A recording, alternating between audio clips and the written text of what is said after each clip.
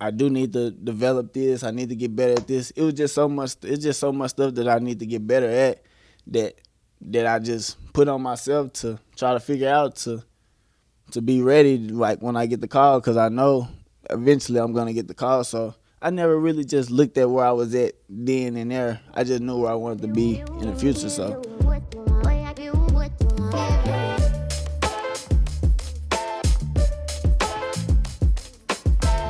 Sitting down with Tink Hens today. Tink, I'm not going to say you got a late start, but you definitely didn't get an early start in your career.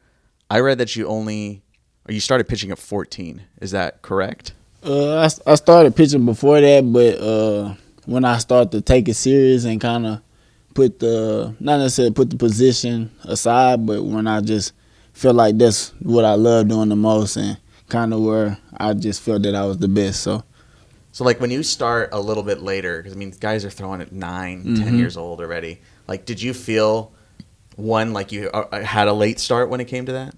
Not necessarily, because when I was younger, me, my dad, and my brothers, we all like did everything. So I was actually the first one out of like the group of my brothers to just kind of start pitching. Like my other brothers, they was position this and that, but when I came around, my dad kind of wanted to try something a little more, put a little more on me, and I'm here today. So when you were playing positions, like, because like when I grew up playing, right, like it was Little League, you're like doing everything, right? Like you're literally like every inning, you're like moving positions and stuff.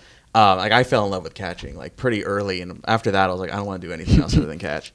So was it like you fell in love with pitching, or were you, because like we were talking to Max Rajcic the other day on the show too, he was saying that like he still wanted to hit once he got to college, and then UCLA was like, nah, you can't hit anymore. So like was there ever that conflict for you, like, man, I still love this, but where were you at in your head in that moment? I believe for a while it was, until like once travel ball kind of got a little more intense. You know, as a kid, you play everywhere, everybody hits.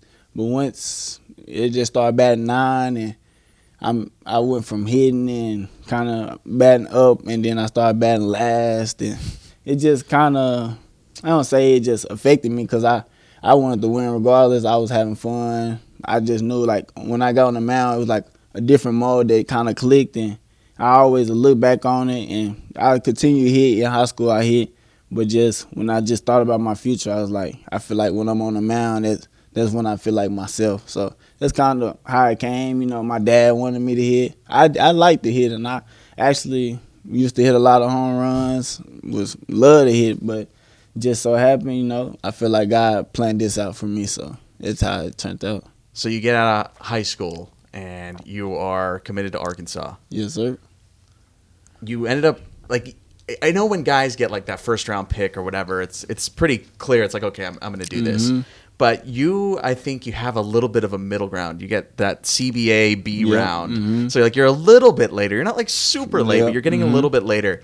What was the decision for you? Was that a conflict in your head that you had to choose between Arkansas, which is an incredible program, versus going to the pros? For the longest that I liked it. Like, I was looking at Arkansas as kind of what I looked up to growing up. I always wanted to be a professional, but, you know, I thought high school, college, pros. That's how, like, kind of how you grow up. But then once you kind of get around that age where you learn more about, like, you can come out of high school or you could do this or that. So kind of when the decision came, it was tough. You know, that year they put the draft to 5 rounds. Didn't really know how I was going to go. A lot of teams saying they liked me and going through that process. But at the end of the day, you never really know, like, who's going to pick you or call your name. So it was kind of just in between. I know when that COVID stuff happened, like my dad, we was talking like, what you gonna do? Are you ready to go to college? This, and that. And I was just I was telling myself like, I want to get drafted. That's been my dream, you know. And I feel like it's this where I wanted to take it. And, you know, once the COVID shut the season down, no school, none of that, I just kind of thought deep down. I was like, if I'm not gonna be able to do nothing, I want to play baseball. I wasn't gonna go to school to be like a doctor or something. So I was like, baseball really all I got if I really look at it. So I just kind of took that and then ran with it and been blessed so far. So yes, that's crazy then. So if you like since you didn't go to Arkansas, that means like your last day of school, like ever, essentially, unless you go back later in life, obviously. But like your last day of school is such a weird specific moment. Then, it's crazy. I always look back at I like wish everything happened for a reason. So I kind of look back like maybe I could have did this if I would have had that year, or but you can't really look in the past and try to control this. All you can do is look forward, and that's really what I took from that day. I had to grow up kind of quick. Even when I was playing travel ball, I used to travel on my own a lot, so I kind of fell in love with that, like just traveling and doing these different places, playing against some of the best. And I feel like pro ball was kind of the route that I was going to be able to go play those higher level players and just go out and compete no matter what's the age, no age limit. So. You've already mentioned your dad on a couple of occasions here, and I know that you're super close with your dad. Throughout this whole process, like you said, like he was talking to you about the college stuff and what you were planning to do with your career. But now that you've chosen this path, and now that you're starting to really like get down this path, like it's starting to get a little more serious. Yeah. What has your dad been saying like this whole time? See, it's crazy. So when I was younger and kind of like in high school, he was more tough on me, like, to kind of do this or do that and going, but like that's kind of just because of me. I'm kind of a quiet kid. I don't really say much, but I just kind of stay in my little zone and do what I feel like I need to do and stuff. But my dad looking from the outside, kind of looking at me like, man, think you need to do this or do that. So now he done seen that I'd been away from him and kind of knowing that I'm smart. Like he trained me to be able to go out on my own and be able to learn, be a good kid, and just be the best that I can. So I feel like now that I done got older, he could kind of sit back and know that he did everything he could. So now it's kind of like my like choices and stuff. So he real good at kind of just checking in, and he got my brothers that he kind of talk a lot to. So anytime like I'm talking to my brothers, they'll make sure that I'm keeping everything straight or how I'm feeling. So it's good that I feel like he kind of laid back a little bit. When you were younger, sometimes you could get tired of hearing it, but I feel like he did a pretty good job of raising me, and I fought through it, and that's who I am today. So I thank him a lot for it. You mentioned your brothers. I know you got like a crazy athletic and massive family there. You had two brothers and playing college ball, and you got a brother playing college football, right? Yeah, not no more, but back he when, was. Yeah. When. So like, obviously a competitive household with that, but is it just this part of the family that's super athletic, or is it the Hens family throughout? It's Hens family throughout. I also got a little brother and sister on my mom's side. My little brother's I feel like he's gonna be pretty good.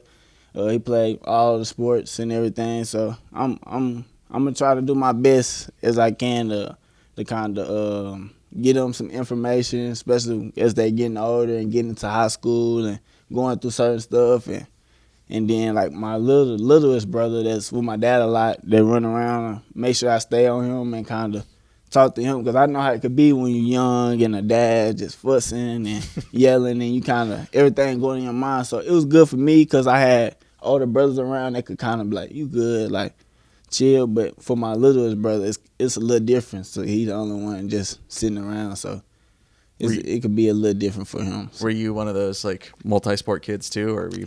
Yeah. So I really liked it football a little bit. I liked the basketball. I feel like basketball was my second favorite. I liked the football too. I just didn't play it as much. My dad kind of held us out, but he didn't really want us going out and getting hurt. And just growing up, I played a little football, but not too much. And then the basketball I let go in 9th grade. So I played a pretty good sports variety to kind of stay athletic throughout the whole summer or whatever. So there's something that's been kind of brewing in Major League Baseball, and it's not the greatest thing. Black major leaguers are down. It's around 6% now participation in Major League Baseball. How does that make you feel? Like, what do you think about when you see those statistics? It's actually crazy to really think about. I feel like I really didn't know that coming into the game. I grew up seeing it, love to play it. My dad loved it, so kind of just falling into that tree. I feel like that's kind of what we was growing up on. But just to look in the like the MLB and kind of see that there's not too many African Americans in the game now, and it's crazy that like when we work out and stuff, like you got to think about that. Like when you putting in work or you doing this or you studying or you trying to get better, that all like plays into it. So I feel like it's good to know that type of information so you could just work as hard just to know that if you get this chance, like you're blessed, you got to make the most out of it, and you got to just put on for like the guys. Some guys might have loved it, might not could afford to travel or get those looks or anything, because I feel like it's plenty of ball players that I seen like growing up that I feel like if they had the guidance or a certain situation to somebody that just fell in love with them and wanted to teach them the game and show them that they could have a chance too. But God got a plan, and not everybody's gonna get blessed enough with opportunity. But the ones that He do bless, you could carry that on your shoulder well and try to do the best that you can for the guys. Do you feel like a sense of like leadership that you have to kind of carry this mantle? Is that like part of your game? Do you wear that on your sleeve? I'm not necessarily aware, but just I feel like mine is just myself, my pride for me, and then my last name and my family. So that's why I go out and kind of do what I do. But I always think about that it's not as easy. Like you might not get as many chances as somebody else. So you gotta go do your thing and really kind of just go 2 times as hard. A lot of times you can take it easy, but just keep fighting and keep trying to strengthen yourself and challenge yourself. That's what I feel like the biggest, just being able to challenge yourself and be a competitor. Swing and a miss, got him on a changeup. That is a nasty pitch from Tink Hence. I mean, I know you and your brother.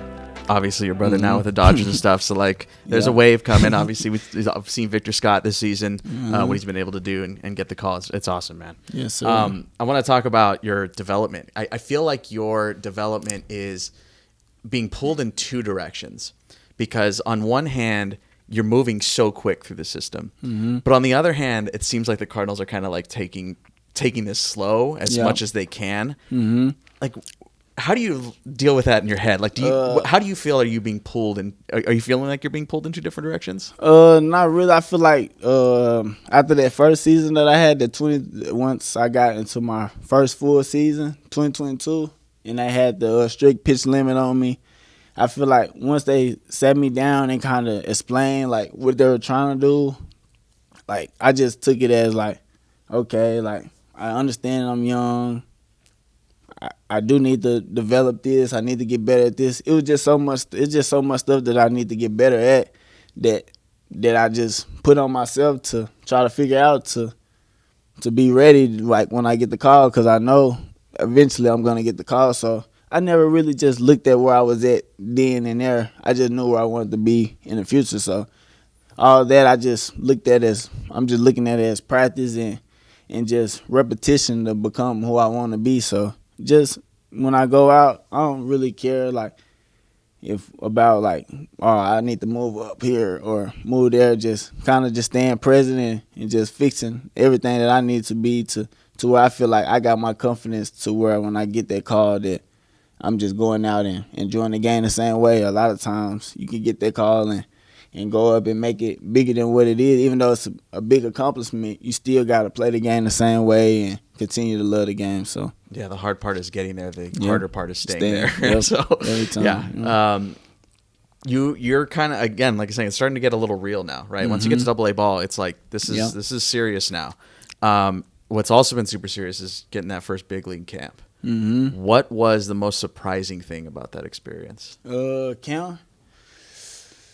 Because I mean, obviously, you're seeing guys like you're seeing big leaguers every day, and you're around real baseball. At that point. It's really just seeing the pro guys. They really like the same as us, just a little way more consistent and kind of they go about their day a certain way to where they come into the day kind of with a plan on.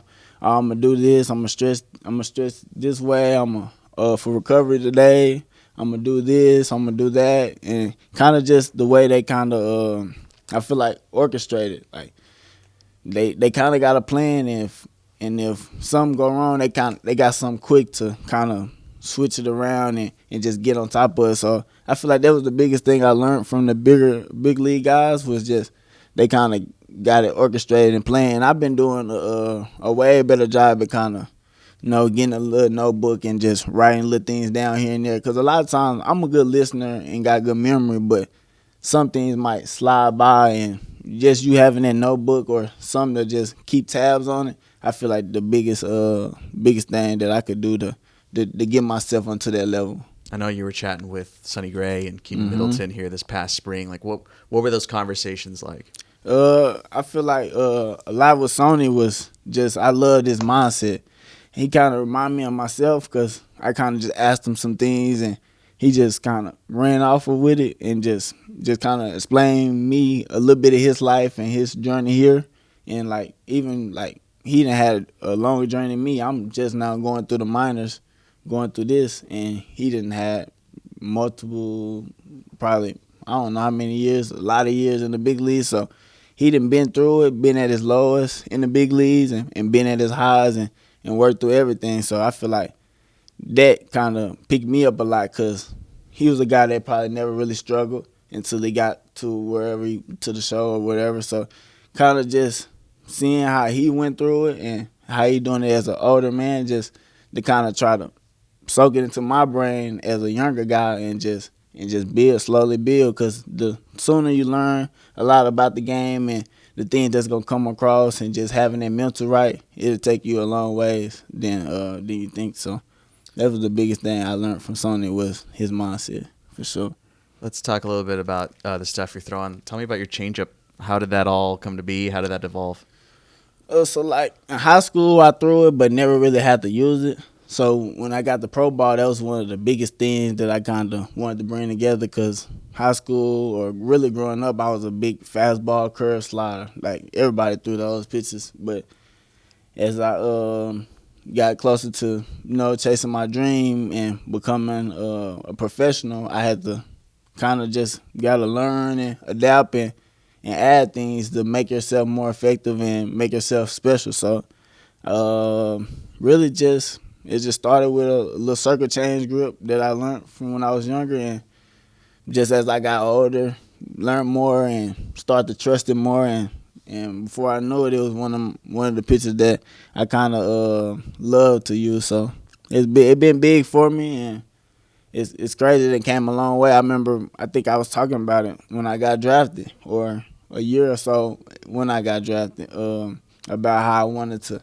bring that pitch along, and I feel like it was going to be a pretty good pitch because a lot of people probably, he's a big curveball guy or good breaking ball, but needs something else to kind of throw people off. So I just want to be a dominant pitcher to both sides. So I feel like the changeup kind of pulls that in to let me mess with both sides. So I know every guy, especially now as you get further and further into your career, you start building out your pregame routine. Like what you're doing every day you're starting, especially as a starter. So take me through your pregame routine from morning until first pitch. It depends. Like today was a little early day, but on a typical day, I probably try to get as much rest as I can, probably around 11 or something around there. I probably get something to eat, a little snack. I'm not a big eater on the day that I throw, so I get some light, little fruit, kind of just eat that and just let it chill and probably nap again before I head to the field. Once I get to the field, probably just sit in there with the guys, just talk, joke around for a little bit, have a little time to waste until around, say the game at 6, around like 4, start stretching around, just doing little stuff to get the body moving, stretching, probably drink some water, just kind of hydrate before the game, maybe a little snack or so, and then about 5 o'clock is when I start to try to do things to get me like the blood flowing, get me breathing a bit, try to get a sweat. That's the most thing the biggest thing I try to do is kind of get a sweat and know that my body's loose. So when I go out and get the throwing, that I'm not overthinking something and just really just going there having fun. Yeah. Pitch to Rosario on the way. Swing and a miss. Blew a fastball right by him. And that's out number 2. All right, we're going to do this on every single one of these now. We're doing Cardinals Quickfire, so I have a whole bunch of questions I'm just going to throw your way. Have nothing to do with each other, and we're just going to roll with it. What is the best thing to eat in your hometown of Pine Bluff, Arkansas? Chicken. Chicken. Yeah. What's one luxury you can't live without? Video game. Okay, there you go. For sure. What are you playing then? MLB, okay. Call of Duty. I play everything. Okay, cool. Who was your favorite player growing up?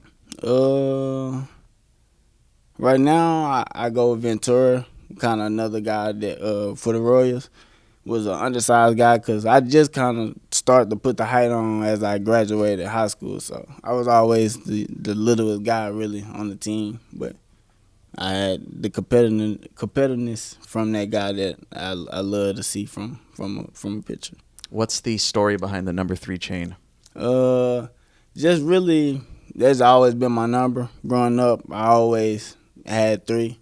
And I ain't really been able to get in pro ball so much because I ain't the smallest on the team no more. So, but 3, I kind of just rocked out with it from me wearing 3 growing up, and I was the 3rd child.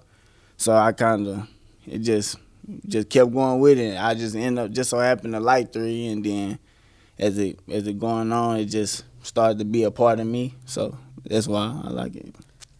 What do you remember most about pitching in the Futures game?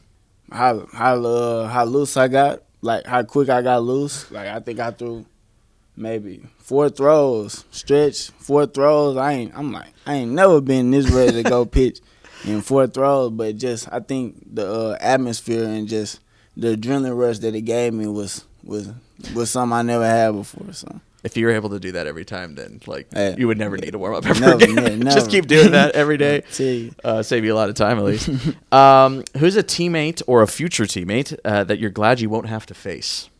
Right now, I give it to RJ. RJ, I don't know. It's something about him. He real smart and he just able to put the bat on the ball. Like I feel like every time I done seen him go at the bat, like.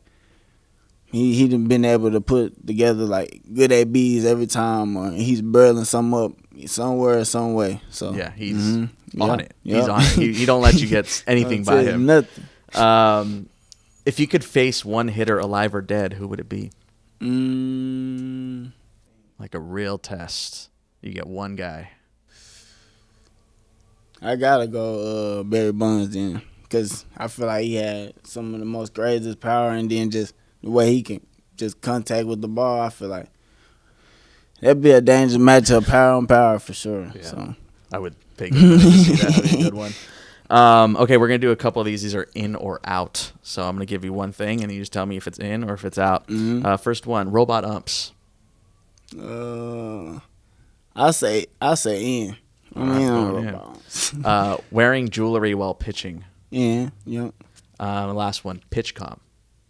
Yeah, I love y'all. I like the pitch coming. It really make it easier for us because a lot of times with this clock, trying to get the signs rolling, and sometimes you get up there and you got to throw what he put down. So the pitch con was real big in spring training. I feel like it helped a lot to take away from the guys that try to steal the signs and that type of stuff. So I feel like it made the game more straight up and kind of honest. You know, you want to find the edge any way you can, but kind of just that kind of take away that edge. Now you have to worry about something else for the guys to look for. So all right, I'm gonna give you 2 things now. So this is called this or that. You got to pick one. High socks or no show? What, pitching or just in everyday life? Everyday life, I go no show. No show. Okay. High tops or low tops? Low top. I'm a low top guy. Okay. TikTok or Instagram? Instagram. Instagram guy. Okay. Spotify or Apple Music? On Spotify now. I was Apple Music. On Spotify now. Hear that, Apple? You just lost one. And then last one here. Last one in the Cardinals Quickfire. What music's on repeat right now? Right now, I've been listening to a guy named Huncho from Atlanta. kind of up and coming artist, but just I like to kind of bring me up a little bit, kind of what I listen to on the game day to get my mind right, and just like determination type thing. Like sometimes the music, just listening to them and then just kind of just feeling the beat and just trying to build some, kind of like build my own adrenaline a lot of times. So, yeah. Awesome. Tink Hence, crushing it. Thanks Yes, for joining sir. us, man. Thank you. I know you come from a board game family. Which board game are you the best at? All of them. I'm the best player at any board game. If anyone sees this video, would like to challenge me in any board game that I know how to play, and if I don't, I will learn. I will beat you.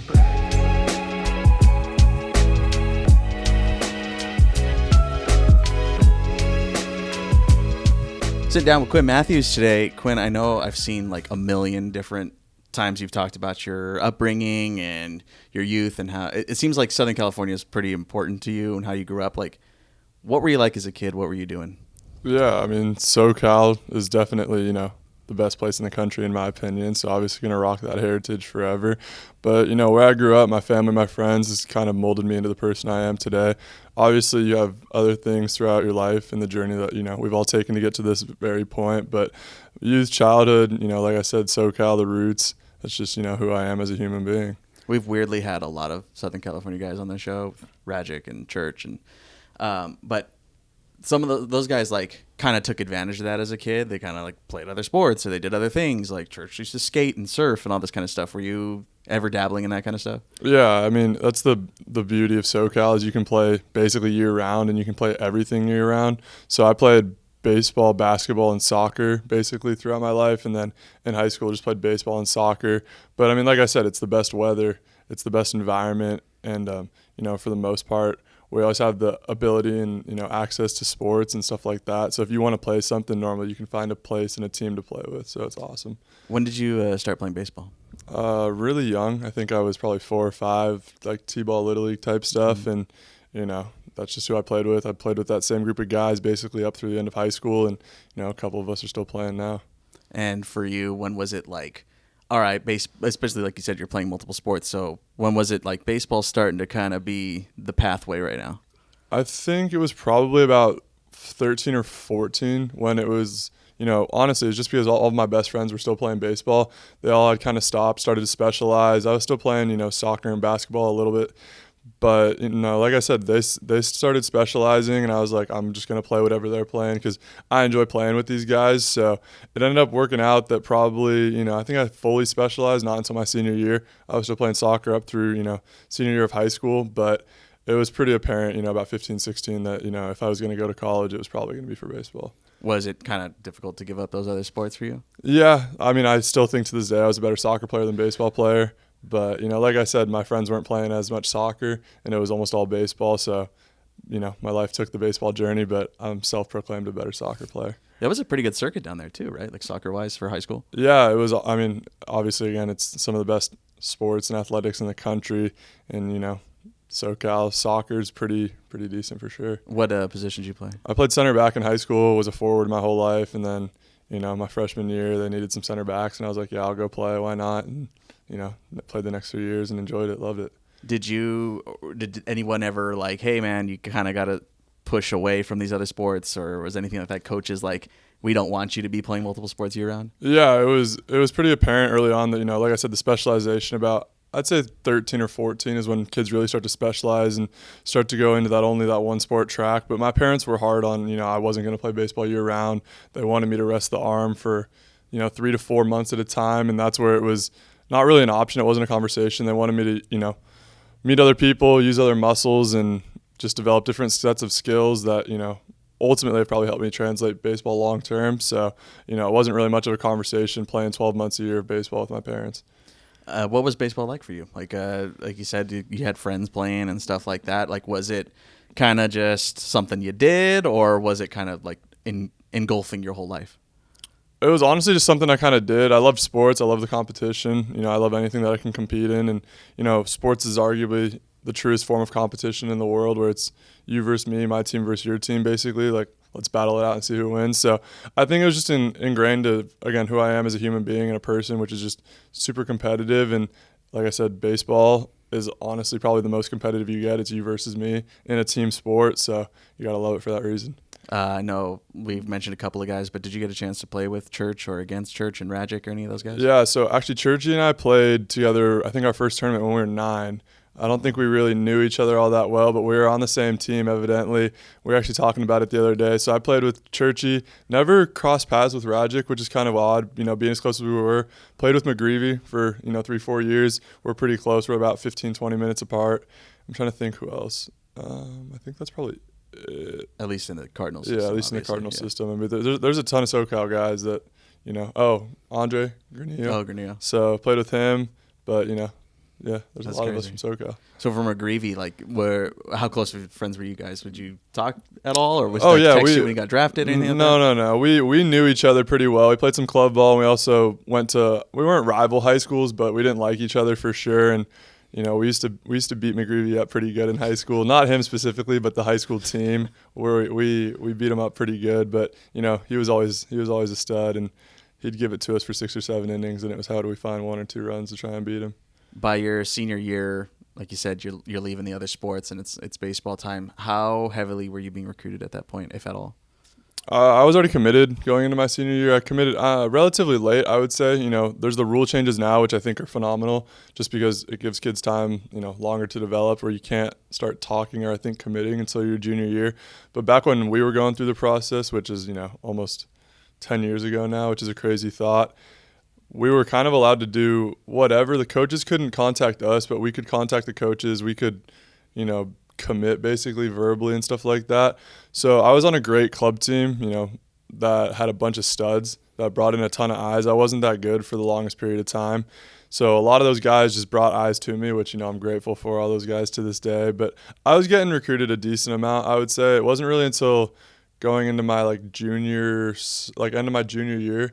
I mean, I was committed at that point, but it wasn't that's when I kind of started to gain a little more traction.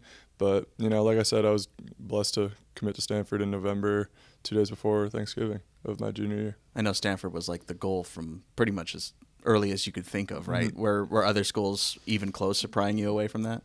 So growing up, I actually wanted to go to UVA. That was the dream. And for whatever reason, my whole life I was like, I'm going to go to UVA. I'm going to be a Cavalier. The baseball team was great, going to the World Series, winning national titles. I was like, that's what I'm going to do. I'm going to go be a Cavalier. And for whatever reason, one day I woke up, and I don't remember the day, but I was like, I'm going to Stanford. And it had just flipped kind of on a dime, and it was all of a sudden, UVA was the dream, and now Stanford's the dream. And, like I said, I don't remember why, but just woke up one day, and I was like, I'm going to go be a Cardinal.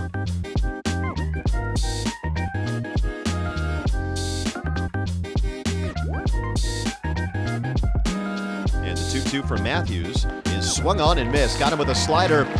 Down and away. Down goes Cummings. You mentioned obviously going to Stanford, and there's no way you're ever going to escape this game. And the second I said, I know you're already thinking what I'm thinking. Yeah. The 156-pitch game. Mm-hmm. I know you've talked about it to death, but 156 pitches, 16 Ks against Tennessee. I think what Texas. Against Texas. Yeah, Tennessee beat me. I think the big part of this is because of the setting. Obviously, if it was a regular season game, it still would have made waves, mm-hmm. but because of that setting. Yeah. Have you ever watched that game back? I've never watched the game in entirety. I've had people send me clips and stuff like that, but it's kind of one of those games that, truthfully, I remember almost all of it. I think my brain was fried for 3 or 4 days after, just from the emotions of that game. And kind of like you're saying, it was a super regional game. We needed to win or we were going home. So there was a lot that was built up into it. Going into it, I knew it was going to be my last start at Sunken Diamond, no matter what. But it was whether we were going to get to play, I believe, on Monday. And I didn't want to let the team not get the chance to at least play on Monday, because we tended to be pretty good on Mondays. And yeah, so no, I remember most of the game, most of the at-bats, most of the pitches I threw. Don't remember all 156 of them, but I probably remember about 140 of them. When people send you clips, are you trying to avoid it, or is it something that you just kind of just exists? I think it's just one of those things that kind of exists. It's a moment in my life that, like you said, it probably will go with me forever, which is awesome. I mean, I think it was super cool that my coaching staff let me go out there and do that, and the team had, full faith in me to run out there, still going into the 8th and 9th inning. But I mean, it's like anything in baseball. You have your great moments, and then, you could go pull up the clip from, Tennessee, truthfully, in the World Series where I didn't get the job done. The team lost and we went home. So there's highs and lows, and you just have to deal with them, unfortunately. Would you want to watch? Yeah, we can watch it. I would like to see your reaction to some of these pitches and kind of just take me through what you're thinking through these moments. Yeah. So early on, you're just trying to get settled into a game as a starter. Like I said, emotions were pretty high as a whole. We got one in the second, which is great. And then some of these guys were actually, this lineup was relatively old, and I thought this lineup was under-repped in terms of how good they were in play discipline and the lack of chase from a collegiate lineup. Like I said, they had a lot of, fourth and fifth year seniors, guys who had seen a lot of good arms, took really good and quality at bats. I had just given up a triple there, so I was pretty frustrated with myself. And then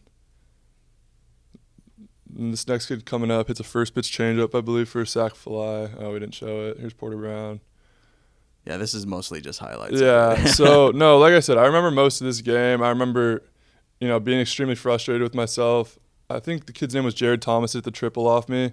He was just a second rounder, good little player. We went fastball in and he jumped me. So I honestly remember the low points of this game a lot more than the high points, just because, those stick in my brain a little longer than the good ones do. Here's Jack O'Dowd, played with him. At what point were you feeling different that day?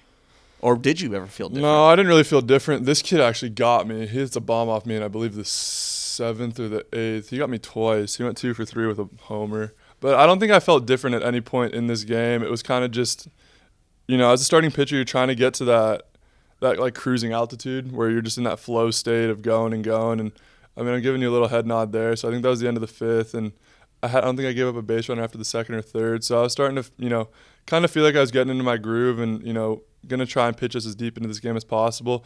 Did I think I was going 9? Absolutely. I always think I'm going 9, but normally you get pulled before that. So are you maybe not just even mentally, but physically preparing to go a full 9 innings every time you take the mound then?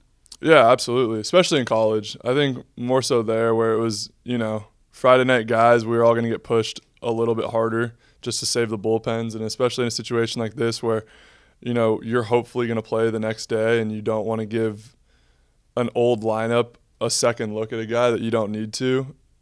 And that's where, like I said, that's where the maturity of these guys, if it had been a really young lineup, I don't think I would have been as hard pressed to go out into the 9th. But this lineup was really old and it was a quality lineup that put together at bats and could be frustrating at this time where, like I said, you don't want to give them a second look at a guy, whether it be the best pitch is the changeup, the slider, the fastball. You don't want to give a guy a second look at that if you don't need to. Yeah, so because a lot of obviously is made of going through the lineup a third time, especially now. We're learning more and more about how that can be detrimental to a pitcher. This is kind of around that time when that conversation is really starting to take off. Is that even in your head at all, or? No. I still think at this point, I might not be the best arm available at that point at 140 plus pitches, 150 plus pitches, but I knew I was good enough to hopefully still get weak contact and get guys out at the end of the day. And that's where you don't need to be the best to get people out, but you're trying to again save the bullpen and get you into Monday. And at this point, I was pretty exhausted, to be honest with you. When there was a moment in the 9th when your head coach came out to almost pull you, and I saw you talked to, I think it was the NCAA after the fact, about you later learned that he was being booed the whole time. Yeah. So I'm assuming you didn't hear it at all in the moment then? No, I didn't hear anything. Like I said, I was honestly so frustrated with myself that I gave up the double to Jack O'Dowd the previous at bat. It was I think a 2-2 change. And I just left it up, and he put a good swing on it, good for Jack, but frustrating because I was like, I didn't need to go with that pitch in that spot. It could have been better and probably strike him out or at least get soft contact. And again, it was that 9-hole coming up who had already been 2 for 3 off me, had put together 3 quality at bats, and yeah, I didn't hear anything. I was just so frustrated in my own head at that moment that I even gave up a double. And I didn't think, with 8 2/3 at that point, I was even in the realm of being pulled, but I also didn't know my pitch count, so sure. I kind of understood that. So, but in those moments where it's late in the game or whatever, or you're feeling a little more locked in, or however you want to describe it, is that something that happens to you? Do you tune out everything that's going on, or? How was that a unique moment that you couldn't hear that? Yeah, I think the game will dictate where you need to be at physically and mentally. And in a situation like that, it was just, I mean, you're basically just like, I need to get outs. The offense had put up 8 runs for me, and they found, I think, 3 more there in the 9th. So it was like, I just need to get 3 outs and get this game over with so the guys can get reset and basically get ready to go tomorrow. So it was kind of just tune everything out and just get the job done at the end of the day. And, you know, again, I didn't know what my pitch count was at, being at 150, and then him telling me afterwards he was actually supposed to pull me. And that, you know, Brant, who's one of my like best friends on the team, was ready to go out of the pen. And I was like, there's no shot. Like, you're pulling me out of this game right now. I'd gotten frustrated with him. It was our last weekend of the pack. It was at Wazoo. I think I was through 7 1/3. And I wasn't very sharp, but I was good enough. And he came out and pulled me. I was like, what are we doing? Like, I'm at like 105 pitches. He's like your day's over with. Like, you're done. And I was basically like, tell our head coach to come get me. And I was like, hey, like, I'm not coming out of this game. Like, if you want to walk back in there and have Esky come get me in this moment, like, let's basically do that. Yeah. And he was like, all right, and then walked back in and just said we're calling more pitches. So that's all it was. I want to talk a little bit about everything else that happened after that. You mentioned that, you know, it was kind of more of a physical or a mental toll, right? Because physically, I mean, you're throwing on any given day, even if you're not going 150, whatever. Yeah. Like, warm-up pitches, pregame, like, there's a lot of throwing going on regardless.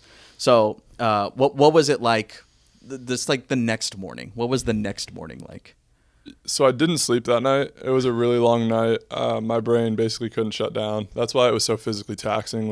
I think I probably got legitimately 15 minutes of sleep, if that, just like closing my eyes and trying to sleep but couldn't. So the mental side of it, I was completely drained the next day. But it was also game 3, and it was an elimination game to go to the World Series.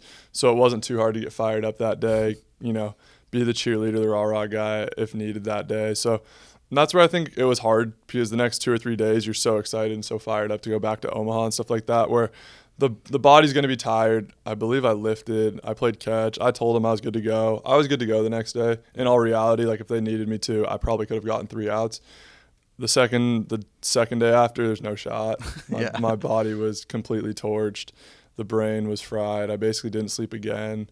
So it was a long 3 or 4 day stretch where I wasn't getting much sleep. The body was basically trying to reset because it had been pushed to its limit ultimately.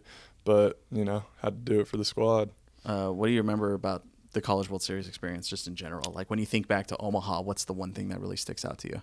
I pitched poorly 2 out of 3 years, unfortunately. My sophomore year, when I was really bad, was actually my best outing against Vanderbilt. I wish I'd been better, because I probably would have gotten a little more leash. And I think I would have gotten out of that inning. You know, my teammate Polish comes in and throws a good slider, and the kid hits it up the middle, and that happens. But, you know, I think if I'd pitched better my sophomore year, I'm probably still in that game against Vanderbilt and not getting pulled in the 6th.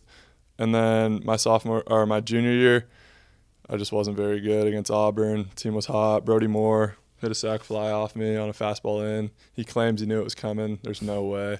But, you know, that Auburn squad beat me up pretty good. I lost us that year. And then Tennessee put together some at-bats, and they had some good arms.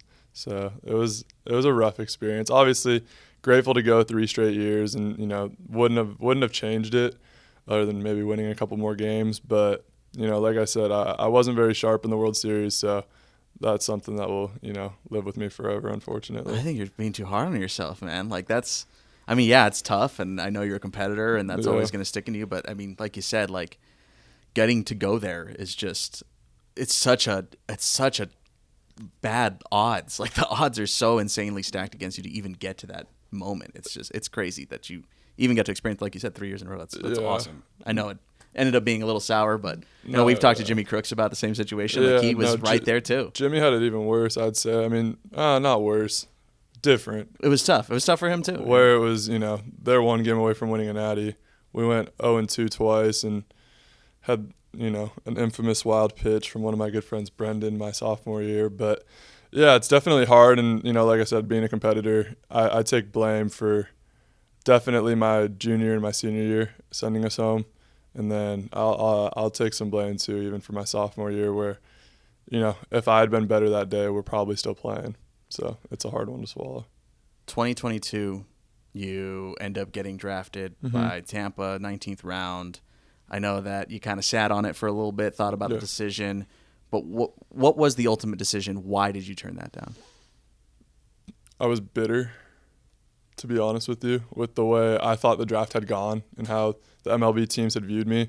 I'm grateful for the Tampa Bay Rays. I've told them that every time I've talked to them. You know, I'm grateful they gave me that opportunity. It's a special opportunity to get drafted, you know, not just once, but in my case twice. But the Rays were the team, and they believed in me more so my junior year than anyone else. They got actually pretty close to the dollar figure I was looking for in the 19th, and that's like the weirdest process is like that negotiation process isn't over for people until August 1st, I believe, is when like you either have to sign or you're basically done. So the Rays were just trying to pool as much money to get up to like that, I think 5% threshold, and they were trying to get me to sign, and I'm grateful for the Tampa Bay Rays and that staff and the people that believed in me there. But like I said, I was pretty bitter with how it all went. I thought my junior year was different than the way people had looked at it, you know, coming out of the pen, starting, you know, going 9 wins and 9 saves. I thought that was pretty unique, but teams didn't view it like that. And then I went back and looked. I'm like, all right, I walked 51 people. Like my whip's extremely high. I didn't do this. I didn't do that. So I think it was just me going back, trying to prove a point my senior year. Like, hey, you missed on me like the first time, and now I'm going to bet on myself and find out what happens my senior year. But, you know, if I can control what I can control, which is throwing a baseball, I think I'm going to be viewed differently a little.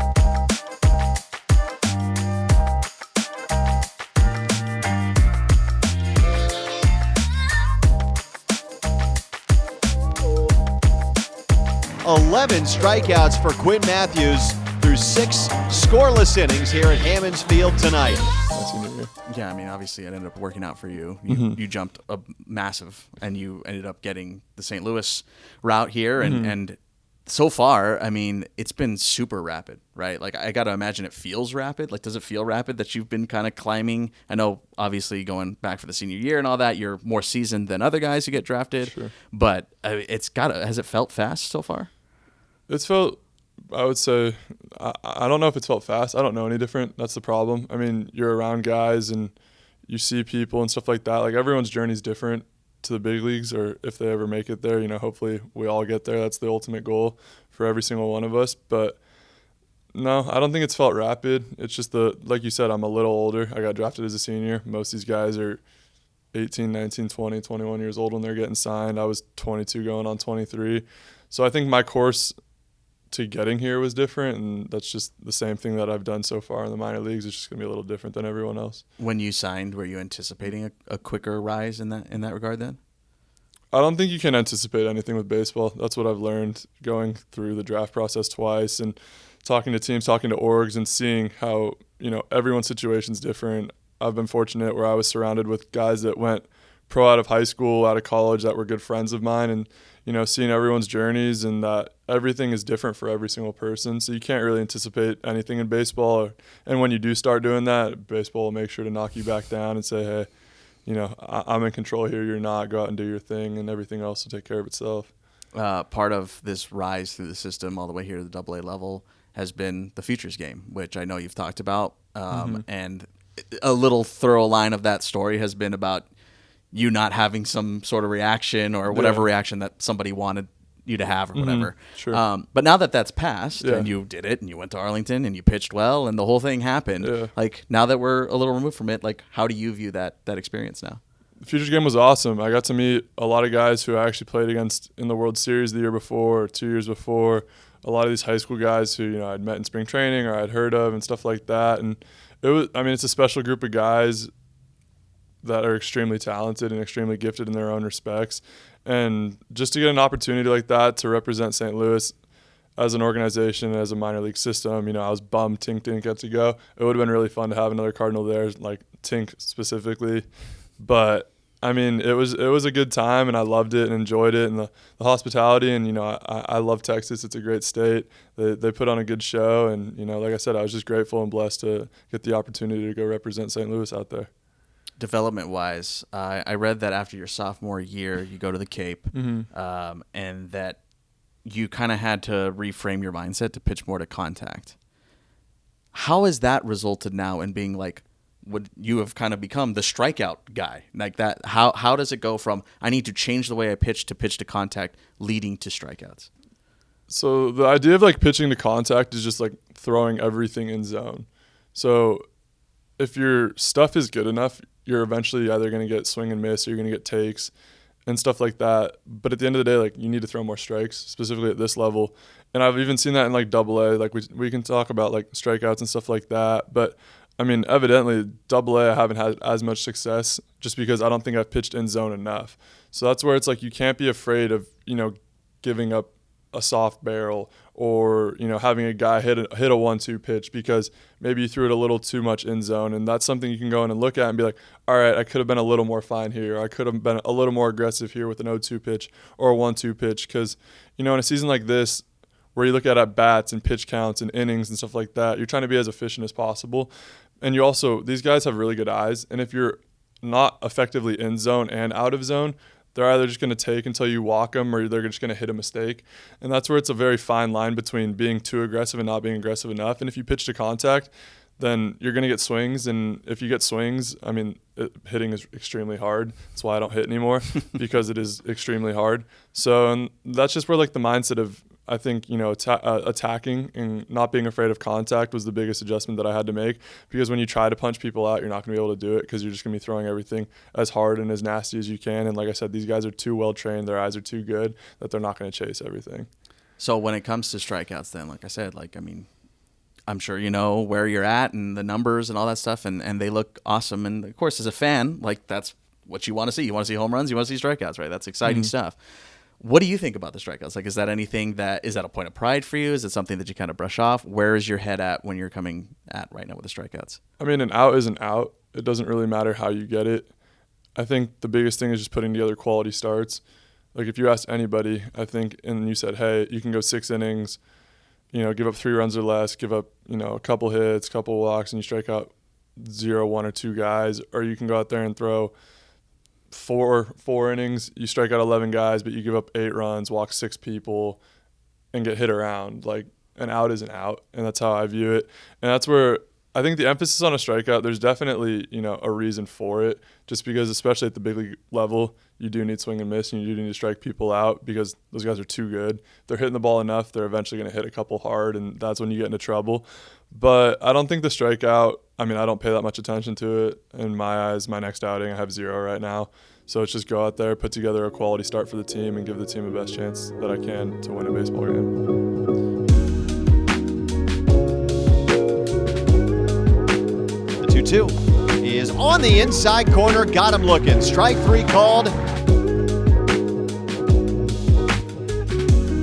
All right, Quinn, we got one last thing for you here today. We do this on every episode. We do the Cardinals quick fire. So I have a whole bunch of questions that I'm just going to throw at you, and they have nothing to do with each other. So let's rock and roll. Obviously, we talked about the 156 pitches. Mm-hmm. You've also gone up to 180 before. How many pitches do you think you could throw before your arm fell off? In one game? In one game. Like, what do you think is the absolute max? 240. Let's never get there. Let's never have to get to that point. I read a story that you challenged a 30-year-old middle school teacher to a 1-mile race and barely lost, to my understanding. No, I think he dusted me, Mr. Coppus, wherever you are. Yeah, he used to beat me in basically everything. He was a physical specimen. Is that the only time you've ever challenged an adult as a child to some sort of thing? Absolutely not. As a kid, I always thought I was sweet and would challenge basically anyone to anything. Like I said, Mr. Coppus was a good sport, and he used to put up with me. We used to play basketball at lunch together, and then, we were definitely talking a little bit, and I was like, hey, we're running the mile today. Like, let's go. And he was like, I'll put my tennis shoes on, and he dusted me. I think he beat me by probably 20 seconds. You were, what, like 13? 12? 13 or 14. Yeah. I think it's okay if someone twice your age beats you. Absolutely not. He embarrassed me. It was bad, but whatever. What is the first thing you do in the morning? Wake up. And then? I'd hope you'd wake up. Otherwise, you have problems. Probably check my phone, see if I've missed anything, and then try and get out of bed and shower and brush teeth. What's the last thing you do before bed? Probably say goodnight to my family and my girlfriend and my friends. So I feel like guys have lied about this. I don't know. I have no way to check these things. Mm-hmm. Rajcic said his last at bat he homered. TK said last at bat he homered. Mm-hmm. What happened in your last at bat? Rajcic definitely did homer in his last at bat. Okay. He's got video of that. Okay. TK I might call some cap on that one. I don't know if that kid could swing it.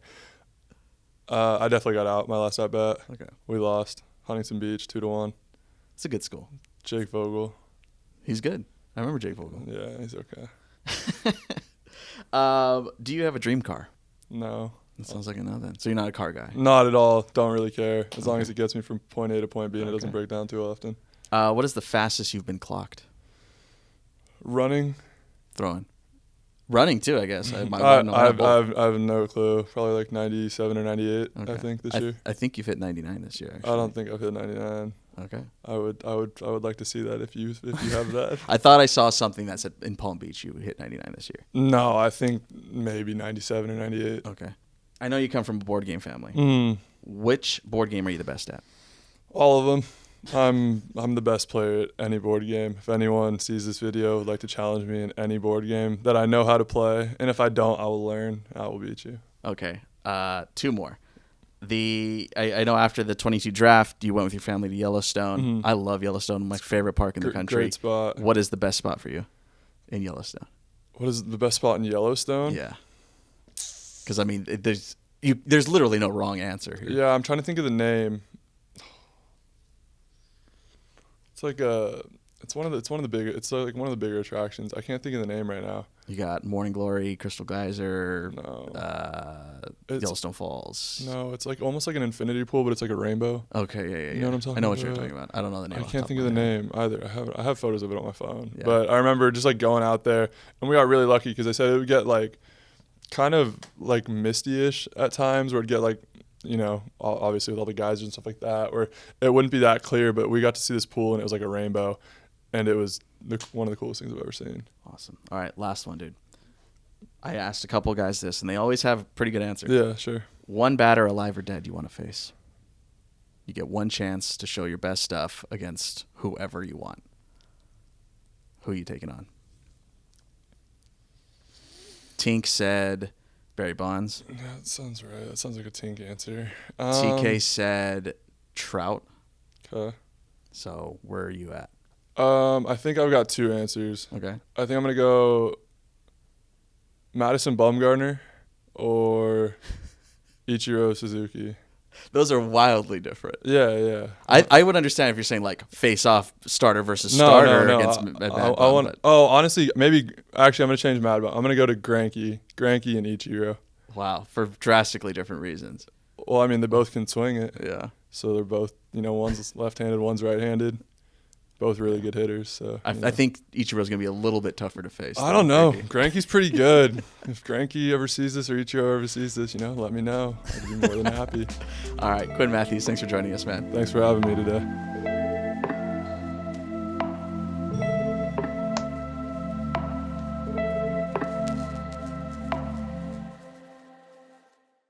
Back on the side of like not having velo, it's like I've proven that I can get hitters out with 90, 89. Whether it's 89 to 94, it still works with the arsenal that I have. You're not actively trying to get faster than that? Oh, 100%. Oh, okay, you are. 100%. Everyone's chasing velo.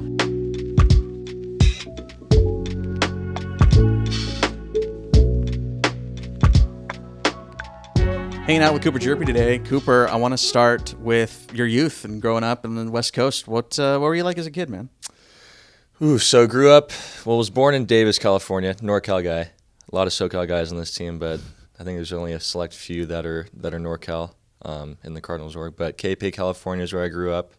Born in Davis, and then went to high school in Woodland, so kind of in that triangular area of Sacramento. But yeah, KP, I think the population was like 500 people. So it was a really small town. Like, it wasn't even a town. It was just kind of people living here, like kind of scattered. So bit of a country boy growing up, and then went to high school with a couple of buddies that I met through like travel ball and stuff when I was like 12 at a young age. And then they were like, you should come to high school with us, because at first I was going to elementary school in Esparto, which was kind of just like the close connected area with where I was like living at the time. And then wasn't the best area for like education, and so I think with Woodland being the next stop and knowing more people there, that's where I kind of decided to go, and it was a better option. But yeah, that's pretty much my childhood, location wise. So. And that's like unincorporated, right? Where you grew up was like an unincorporated territory. Yeah, yeah, seriously. So pretty small. What were you doing outside of baseball? Like I imagine you played pretty young, but what else were you up into doing? So like I said, it was pretty outdoorsy. So I was hunting and fishing a lot. I think that was instilled into me at a pretty young age with my dad always hunting, and especially my uncle. My uncle's a huge hunter. Like in the months of October through November, he's like gone, and he's in like Wyoming with his family hunting. Wow. So he kind of instilled that into us, and my dad as well. And so we were hunting a lot, deer, pigs, whatever was around there. We were hunting and fishing at the same time, so it's pretty cool. So you weren't like indoorsy at all? You weren't playing any video games? I was. Like no, don't get me wrong. Like in the high school area, I was definitely playing some games when Fortnite was a thing in the prime. Nostalgia, that was definitely what we were ripping in high school, but definitely had time for video games too. Okay, love that. So in that Sacramento area, kind of a weird area for MLB fandom. So where were you at on the dividing lines of what your major league team was growing up? It was the A's, because my dad was a huge A's fan when they used to be good. And so we would go to A's games all the time, O.Co Coliseum. That place was awesome when I was a kid, pretty historical with all the guys that have played there, Ricky Henderson, all those guys. That was our team, and they were pretty good at the time. And so between them and the Giants, I think it was kind of a rivalry between my family and my mom's sister's family, because they were the Giants and we were the A's, and so we kind of always butted heads, and it was just a fun little rivalry that we had. But huge A's fans when I was a kid. Were you one of those kids that was like playing in the backyard or whatever and pretending to be anybody? Oh yeah, wiffle ball. I'd have my dad be out there for like hours at a time throwing me wiffle balls and acting like I was pimping home runs and stuff. So, but the funny thing is, like when I was an A's fan, Sonny Gray was on that team, and he was one of my favorite pitchers, which is pretty cool. And he's on the Cardinals now. So that's awesome. Yeah, it was sick. Because he was here for a hot second. Well, you weren't here yet. Mm-mm. Yeah, because you were in Peoria. Yeah. He made like a live BT situation, whatever, like right before the season started. Yeah. So dang, you just missed him. But I imagine you ran into him at Springer. Yeah, and he was like strictly business, man. Like there was no talking. Like when it was his time to go or like throw a bullpen,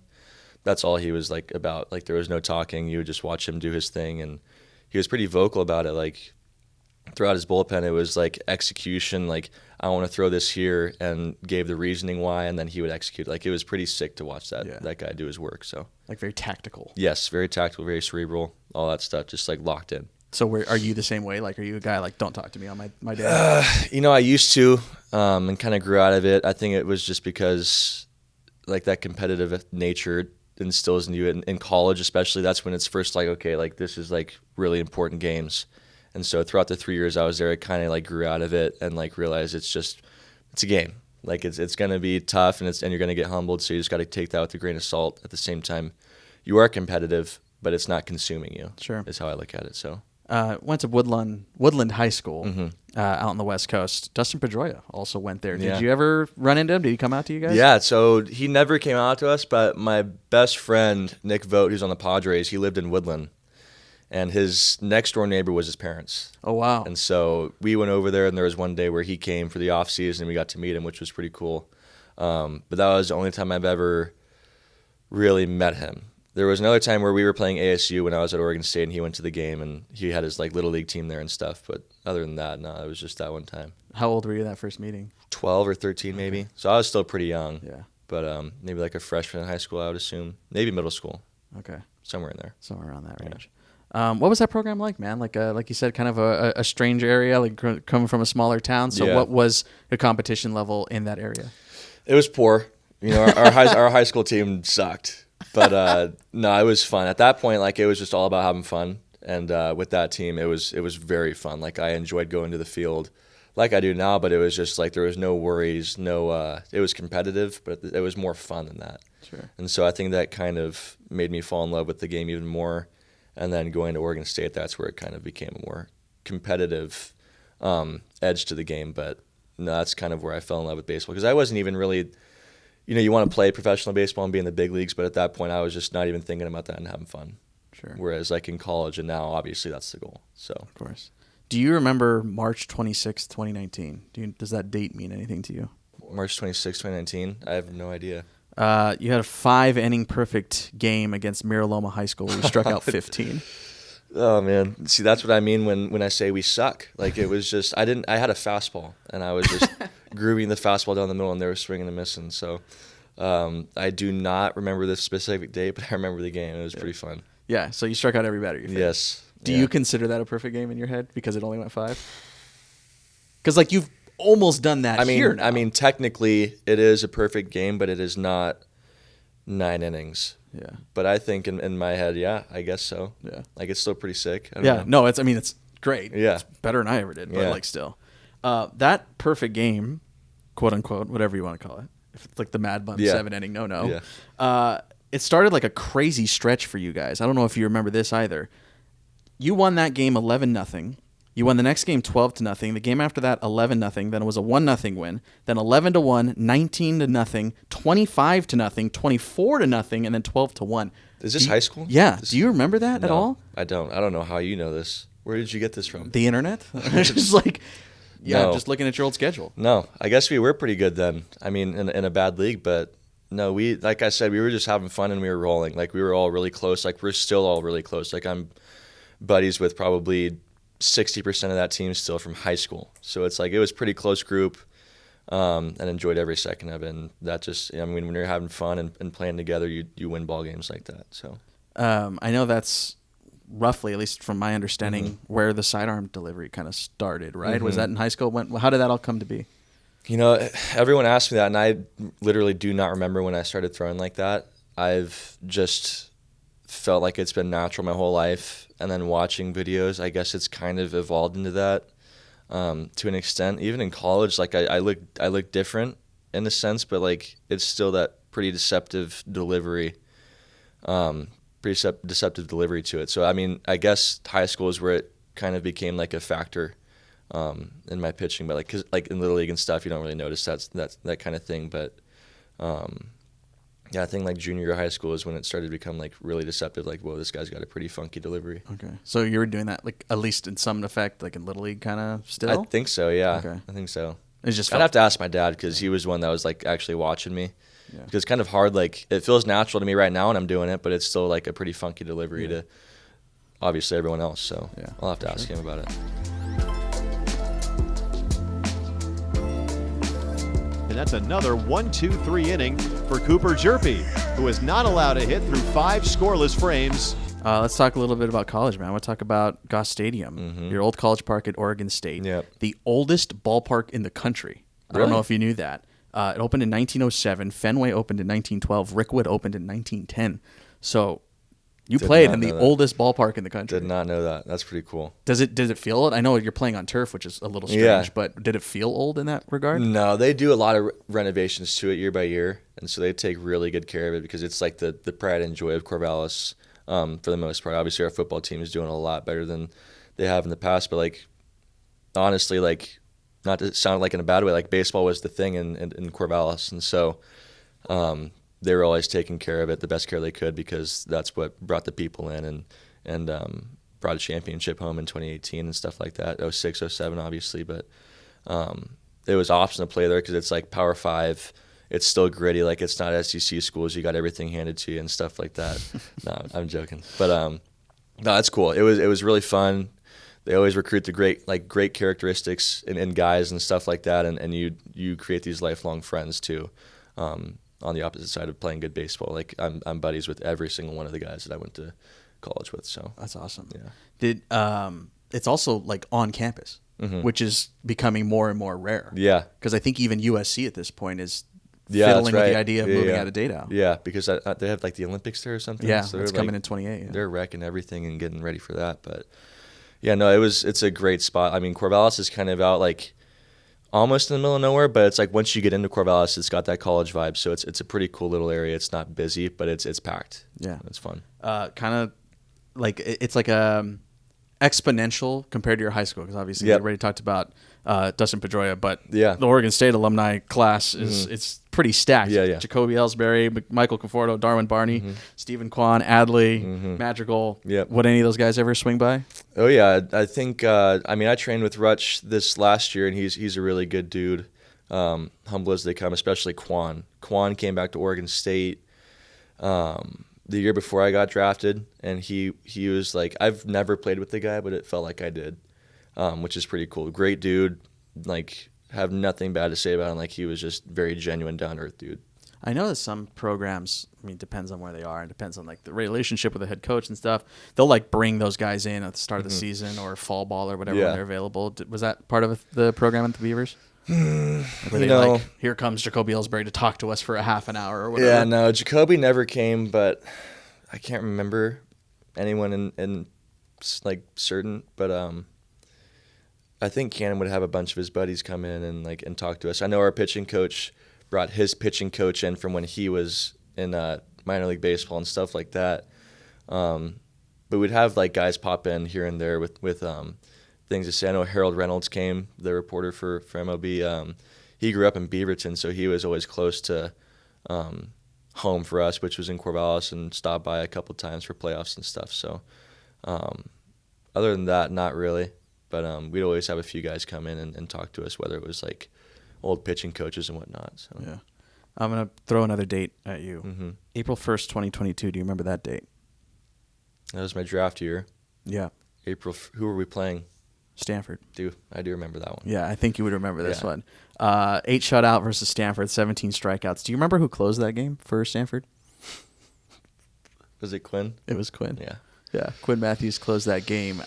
You lost that game 1-0 after 8 shutout with 17 Ks. Mm-hmm. Yeah, how pissed were you about that? Like, were you like steaming after that game? I mean, it was just like I did everything I could. So I wasn't pissed, but I was just like, how? You know what I mean? But that's baseball. Like, you can have the game of your life, and you could put up a 0, and the other team in this case puts up a 0, and you can go 0, 0, 0, 0 until the 18th inning, and your outing wouldn't matter. So it's like, that's baseball. But at like the end of that day, I was just like, dude, like, how?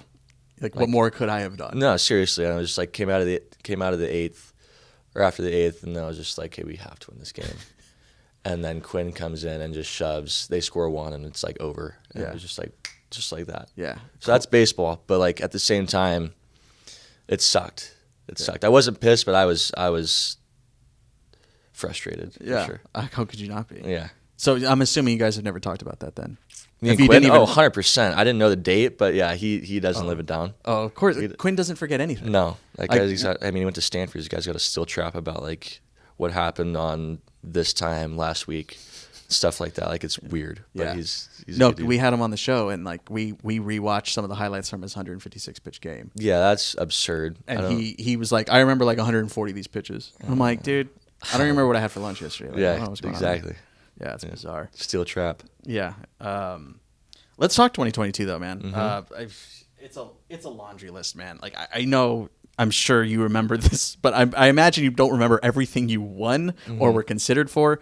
Golden Spikes finalist, Dick Hauser finalist, multiple pitchers of the year, and All-American selections, all region, all Pac-12, pitcher of the week, player of the week. He led the country in strikeouts. Like, where's your head at when you think back to 2022 now that you're about 2 years removed? It's a great year. I just wish we went to Omaha and we never got to. That's like, obviously the holy grail is like all of those things and then getting to Omaha and winning it. And so part of me doesn't feel like I fulfilled my college career. Obviously, like everyone that doesn't go to Omaha feels that way. But from those statistics right there, it leaves you in a good headspace for sure.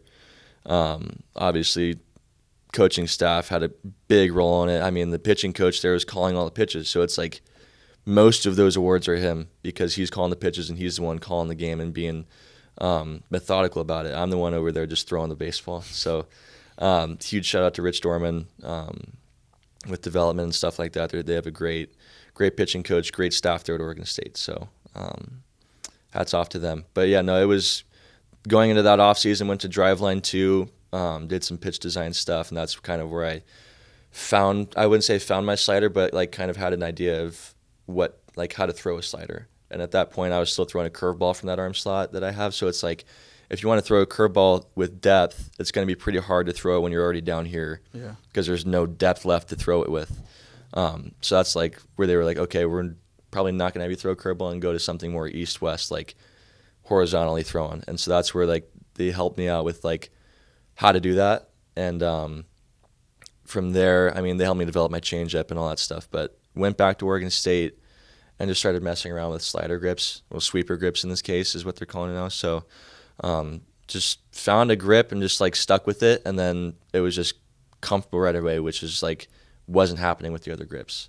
And so based off of what they told me with like certain cues, like minimizing cues, which like simplifies it and stuff like that, was how I kind of found my sweeper grip, and I'm still throwing it today. So that was a huge addition to the arsenal. I'm always curious how the driveline stuff works, because it's obviously very like science based. And so do they come at you with like, here's 4 grips that we like, and here's like a couple of shapes that we like let's try and combine them, or is it like a collaborative, or are they telling you what to do? So you'll throw, in the off season, they had me throw 2 bullpens a week, both on pitch design, both on Edgertronic, which is the high speed camera that they have. But theirs is like really good. It's on this like sliding like beam, and so they can like match where the ball's coming out right behind where you're throwing it, and so that was really helpful. But for the pitch design, they'll be like, okay, we'll try this grip first, like you said, and if that doesn't work, we'll move to the next one.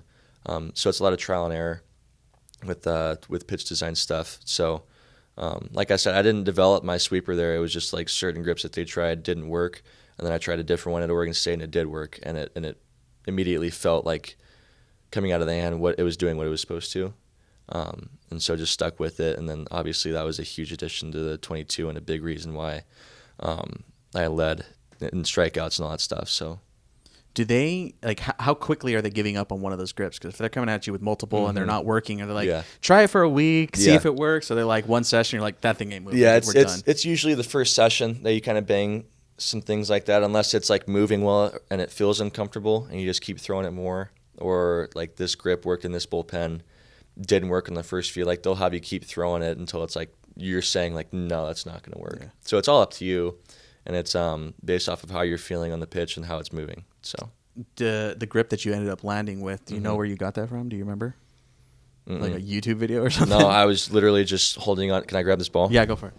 I was just like trying out like a 2-seam like sweeper, so I was throwing it like this off the index finger, regular like horseshoe grip, how a lot of people throw their curveballs and sweepers, and it felt weird. And I used to throw my curveball spiked like this, and it felt like I was popping out a lot, like just kind of rolling off this finger and just popping out and like showing like that hump instead of like a tight spin.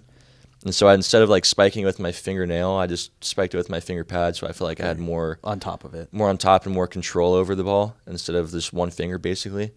And then I threw one with that grip, and like I said, it was just like automatic that I felt. It felt confident and like comfortable and had the right spin. Okay. It was pretty random stuff, but it obviously works pretty well now. Yeah. Going from that side of things, I don't know. It depends on the program, I'm sure. But like some of these bigger schools and stuff, and Oregon State, obviously a pretty big school, like going from that world of the analytics and all that, transitioning into the analytics of pro ball, especially when like you start like Florida State League, which is a little different than when you get to AA and the Texas League. What were some of the things that kind of struck you about that transition from a bigger D1 to pro ball? I think one, obviously the talent's better because it's like every guy in pro ball was the dude at their college to an extent. But I think the biggest difference is the baseballs are different movement wise. And I couldn't tell you or pinpoint what it was exactly physically about the ball. It was just that like in college, you know, they tell you about vertical break and all this stuff, and it's just like you get less vertical break with certain like baseballs, especially in pro ball, and like even less with the big leagues. And so I think that was the biggest difference between college and now, is kind of like figuring out how to use your fastball if it has different metrics. And so for the most part, my fastball still plays the same. It just has a little bit less of certain things like vertical break and has more horizontal now. So it's physically like a different manufacturer of the baseball? I think so. Yeah. I mean, it's all Rawlings, I'm pretty sure. I think college was Rawlings, but like you'll feel the big league ball and a minor league ball, and like the 2-seam grip that you feel is like more narrow on a big league ball, and then the one with like a minor league ball is like wider.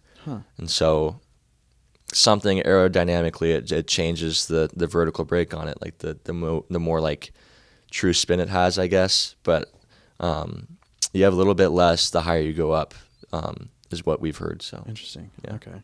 What have the Cardinals kind of developed with you? Like, what have they focused on? Like, when you get into a new system in the St. Louis system, like, hi, nice to meet you. Like, when they're kind of like breaking things down, with you, like, this is what we like, this is what you need to work on. Yeah.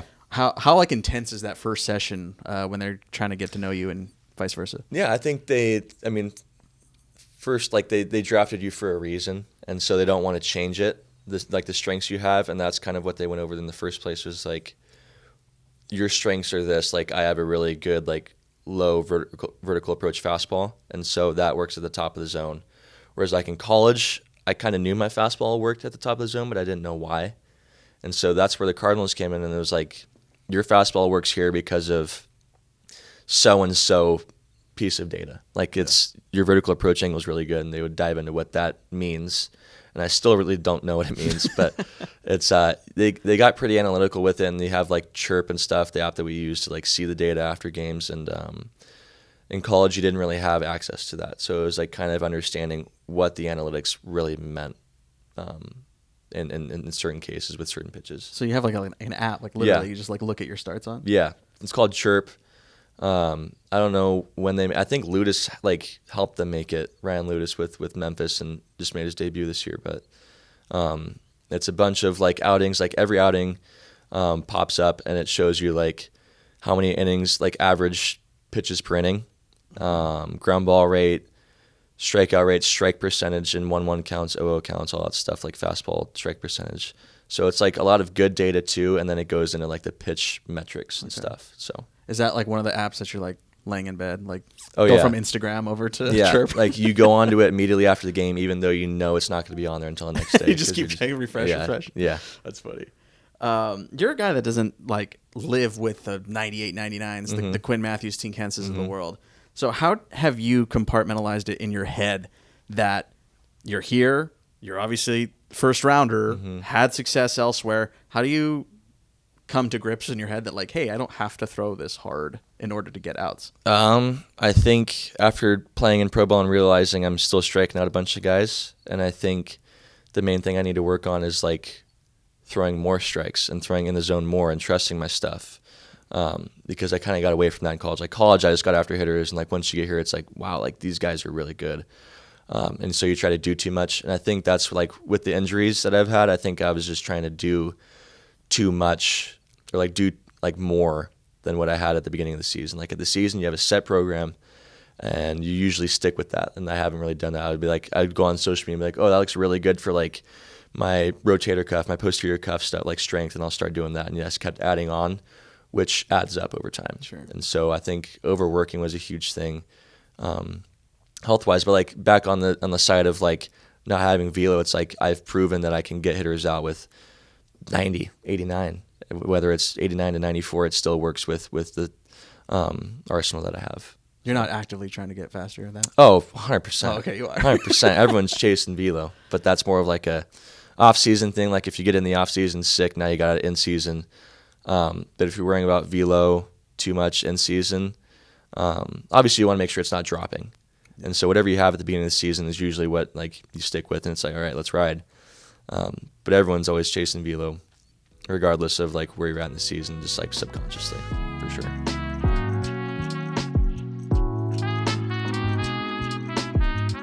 6 Ks through 4 innings for Cooper Hjerpe, and he has not allowed a hit.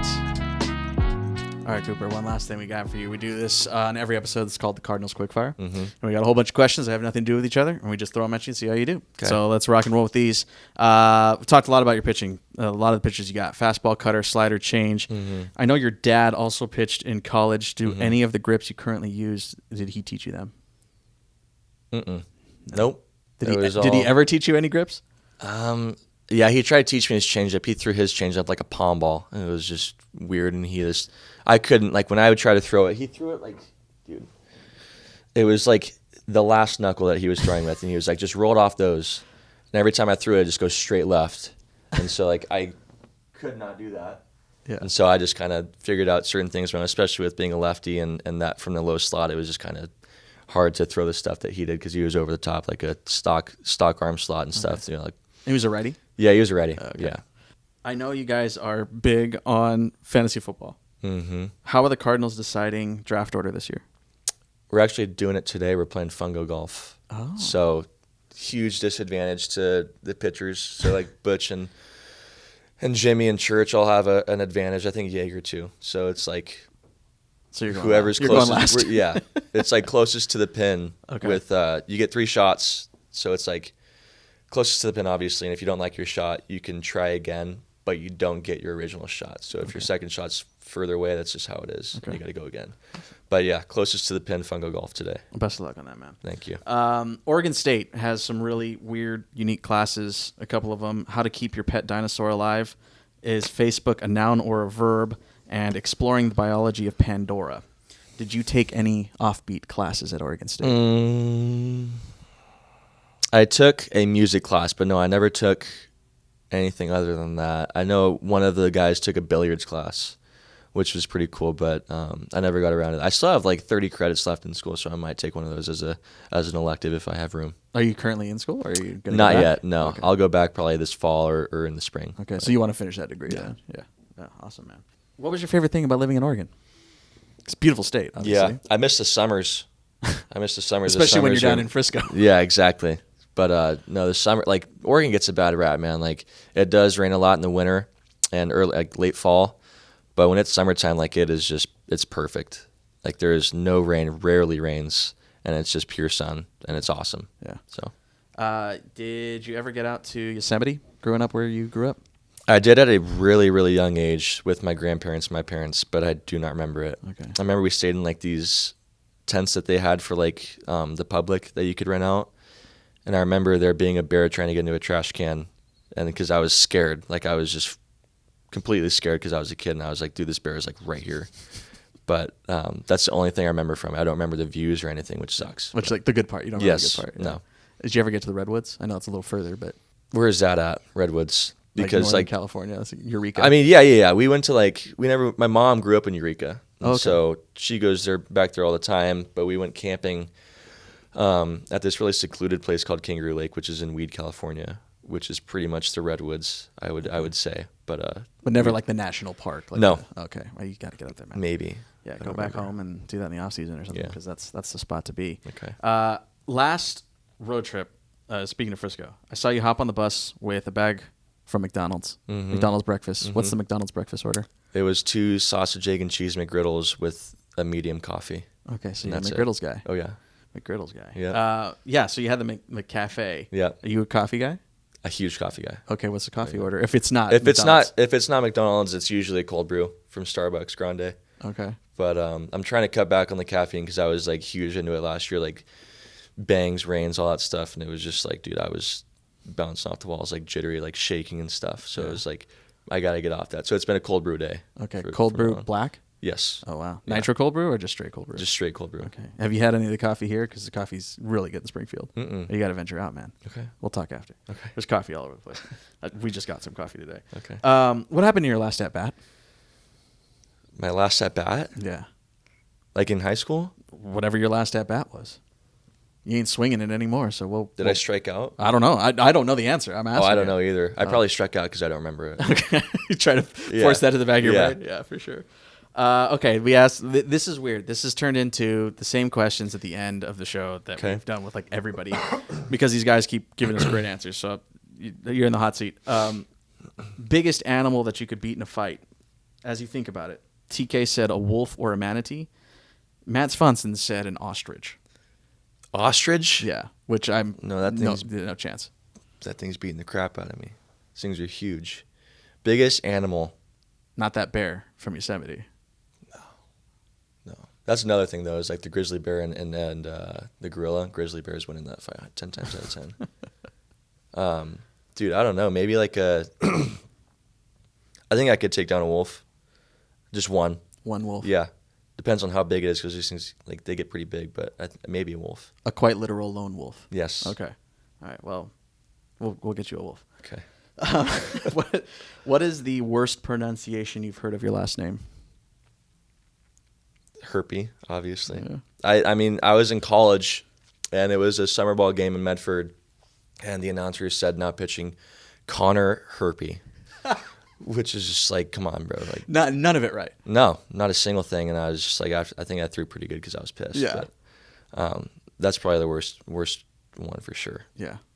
I imagine that's not the only time you've gotten that. No, maybe several Connor, times, but several times. Yeah. I get called Connor a lot, surprisingly, That's for some weird. reason. Yeah, my parents almost named me Connor too, which is even weirder. Oh, that's weird. You have a Yeah. middle name?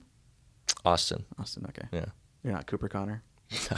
Okay. Favorite movie? Favorite movie, probably I like Moneyball just because I was an A's fan, grew up watching it. So Easy one. Moneyball, yeah. Yeah. Classic. Or American Sniper, that one's really good. Or Lone Survivor. Okay. Wow. Very dude movies. Yes. Very heavy dude on that. Yeah. You're not going Pitch Perfect or nothing crazy. Okay. Cheetah Girls. Something. Mm-mm. Okay. Last question. Do they have a movie? Maybe they do. Maybe they don't. Last question. Again, something that we ask all these guys. Alive or dead, one batter to show your best stuff and try and get out. The answers we've gotten this season. Quinn gave a weird one and said Greinke or Ichiro. I don't know why Greinke. TK said Shohei. Tink said Barry Bonds. Svanson said David Ortiz. Barry Bonds. And then Church said that he wanted to face Sandy Koufax. Sandy Koufax. So That's if you interesting. could face one guy, show your best stuff, the ultimate test, who would you like to face? Definitely Aaron Judge right now. Back in the day, honestly, probably like a Derek Jeter or something. Like Two the captain. Yankees. Yeah. 2 Yankees. Derek Jeter and Judge. Because Judge is just raking right now and has been for a while. Yeah. So, Attack plan for Judge? dude, I don't even know. Walk him? I don't know. I don't know what his holes are. Maybe I don't think he has many, dude. no. Maybe he's high a and big tight. guy. Yeah, big guy. So up and in. Yeah. And then change up down and away later, get him leaning out over the plate and then up and in again. I don't know. Yeah, it's gonna. If Yeah. it leaks, it's over though. Yeah. Yeah, it's over. I don't know. I mean, you might have. This is a conversation you might have in a couple of years. It's so true. maybe Very get true. ready for this. Got to look at the scouting report that the Cards have for him. Yeah. Cooper Hjerpe, thanks for joining us, man. Thank you. Appreciate it.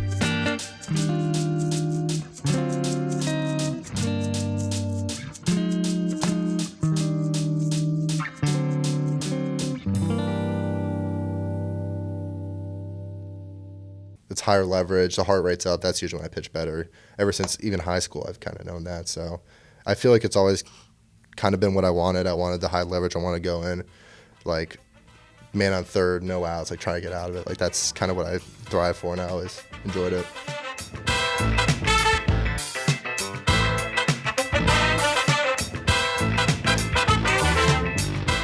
Hanging out with Matt Svanson today. Matt, Lake Zurich in Chicago area. So I got to put you on blast to start here. Did you grow up a Cubs fan? No, I did not. My dad raised me actually a Red Sox fan, which is kind of unique, and everyone asks me about that all the time. But no, I grew up a Red Sox fan. That's so bizarre. Is he from the area or something? Well, his father raised him a Red Sox fan. He grew up around Philly area, so he's kind of like Red Sox Phillies. Okay. And then I grew up, obviously, I was 5 years old, 2004 World Series, 2007. So I grew up World Series, always have Red Sox gear. So grew up a fan of them. And then obviously the crazy thing is once you get drafted, you kind of just forget about them in a sense. They always have a special place in my heart, but I don't think I don't root for them actively. Maybe if they're in the World Series against someone else, I'd be yeah, I'll root for them and stuff. Sure. Yeah, well, and then to be drafted by Toronto too, to be in the same division. Yeah. It's actually kind of weird because there's really not a rivalry between those two. I saw they rivals against obviously everyone hates the Yankees. That's an easy one. At the time, the Orioles weren't really that good, so it's kind of just the Rays. There's always because our complex was in Tampa, they're always around. It's them and the Rays, which I don't know. It's kind of a weird rivalry because I don't think really anyone cares about it. But they were just Canada's team. They took it us versus the world in a sense. But it was definitely it was a unique experience for sure. What were you like as a kid, man? You growing up in the suburbs of Chicago? What were you doing? Yeah, really, I just was obsessed with sports, obsessed with just games, competition. With my dad, I played catch with him since I was 2-3 years old outside. Always wanted to be a pitcher. Pretty much played every sport you can imagine at some point in my life. Just kept trying stuff out. And I would say growing up, elementary school was always more athletic, and then was a late grower through high school. So then kind of around the 8th grade freshman year, kind of lost a lot of the ability to be good at sports. So I was always good at pitching, so I kept with that. Tried to pick up golf. Actually got cut from my freshman basketball team. Not a Michael Jordan story, I guess. Decided to give up on that one.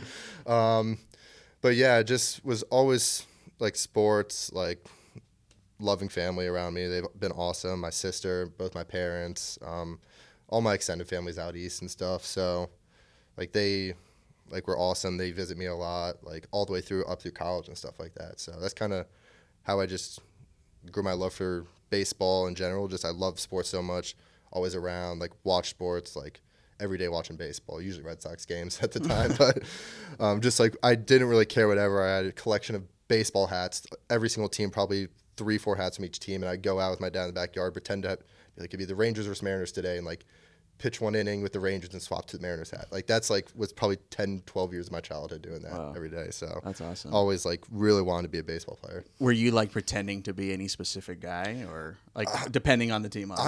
Honestly, it was the only time I really pretended to be guys was I would like hit batting practice with my dad, like, and in my mind I'd be like, all right, I'm the Red Sox. I'd be like, all right, Johnny Damon. That's who's up to play right now. Man, and I try to mimic like Kevin Youkilis batting stance, which Big Papi, he's my idol. That's why we're 34 today. So like I knew every single player in the lineup pretty much up until when I went to college. Like I stopped watching pro baseball as much and focused more on college, like in my development. Also, the Red Sox weren't good then, except for my sophomore year when they won again. Yeah, sure. So basketball, obviously playing as well. I mean, like you said, pretty tall guy, man. Like, so were you playing down low, or what were you doing? I was not tall at the time. Like I was kind of like taller for a kid, but for example, like my dad's not 6 foot. My mom's like not that. I have no one in my family above 6 foot. Grandfather maybe 6 foot. So I don't know where I came from. That's super random. Then. Yeah, I know. So I guess parents always joke that I just got lucky and stuff. So I'll take it. But I was not like tall. Like I was actually short going into high school. And then kind of hit that growth spurt my sophomore, junior year, and Vila started to tick up baseball-wise, and that's when I committed to Lehigh. That's awesome. Yeah. I want to talk about Lake Zurich High School. Yeah. What kind of ball has been playing out there, man? Like, because obviously it's not one of the hubs, like No, in that not. area, It but like not. what kind of baseball is being played out there in the high school ranks? It's kind of interesting, like going to college and then here in pro ball, like people, like they played high school with guys in MLB. They played against all these people. Like for us, like there was like 1, maybe 2 in our conference that were going D1. So like, if anyone going any sort of D1 was a big deal. We actually played Cooper Johnson for Frisco. He went to like the one private school by us. It's almost public schools except for Carmel High School, which is where he went. So he was like one of the few. He went to Ole Miss. Like that was a big deal. And then maybe one guy went to TCU, and then that was pretty much it in my area. So definitely not a baseball hub, but I guess a few people come out of there, but not really compared to like some of these other places. Yeah, I mean, obviously you don't get the benefit of the coastals and all that kind of stuff, being able to play year round. So makes a difference. Like as much as it gets talked about, there's legitimacy behind it. Oh, absolutely. So this I don't understand how this makes any sense. I know exactly where I'm going with the next question. Okay. You threw 2 perfect games. You have 2 no-nos at Lake Zurich High School. You had a combined no-no your freshman year at Lehigh. Yes. You had a combined 7-inning no-no with Vancouver. At this point, do you even care about being a part of no-hitters? Because that is a ridiculous laundry list. I mean, it's obviously always cool, but especially now as a reliever, like if I'm only getting like 1-2 innings of it, I think in the one in Vancouver I got 1 inning of it. So it's like it's cool to be a part of, but it's not my feat anymore. The one at Lehigh, I went 3 of the 9 innings. So again, it's not like fully my feat, really, I'd say. But like obviously they're always still cool. Like 9-inning ones are cool. High school is all 7 innings, and like. Again, I threw harder than pretty much anyone. So it's just kind of like all about throwing strikes, and that's really all it was. But it was cool. Like, again, my first varsity start was a perfect game. So that really, like, was huge for giving me confidence throughout, like, my high school career and knowing, like, I can do it and stuff. So that's pretty cool. So were you just blowing guys away at that point then because you had some velo? Was that what you were relying on? Honestly, I'm going to be honest. I think it was mainly just I've thrown a sinker my whole life. And I think at that time, like, not many people threw sinkers. So, like, I just always threw, like, that 2-seam sinker. And, like, I've never been a strikeout guy, even in high school. Like, I'd strike people out because of velo, but it was never, like, some of these guys who go, like, 7 innings and have 20 strikeouts in high school. Like, I bet you could talk to Ralston, like, all-American type of guy out of high school. He probably punched out every single person he faced. But I've never been that way. I've always been a pitch to contact, trust the fielders. I had to do that because I never had the stuff to be able to punch guys out. But that's kind of like what it's always been. I've just been a strike thrower with my fastball. Well, it's so bizarre because I guess it's just following you, right? Like the no-hitter, perfect game thing's following you because we threw one this year too. Yeah, exactly. You weren't a part of it. It was Cooper and it was Marrero. First, yeah. But that's even then, like that was the first 7-inning. That was the first no in franchise history too. Oh my god! So like, I mean, if you get to St. Louis, man, like, that'd be I don't know how you couldn't be a part of it. Oh, yeah. Like it's bizarre that like even if you aren't physically in the game, you've been. I mean, I didn't do the math. I don't want to add it up, but like that's you're getting close to like 10 here, dude. It's crazy. Yeah. Every single one's special and cool though. So there's nothing like. It's not like they get boring at all. They're always cool. But now it's mostly the starter's job. Yeah, I just come in and clean it up and hope I don't ruin it. Yeah, sure. So for Lake Zurich, you were talking about how it's not the hub of baseball or anything, but for you have reached the highest level of any alum of your high school. Is that true? I don't know if you knew that. Okay. You passed up. I don't know how to say this name, so I apologize if this guy's watching. Chris Antozek. Okay. He reached high A in 1995 with the Sarasota Red Sox. The Sarasota Red Sox. So a team that doesn't exist anymore, obviously.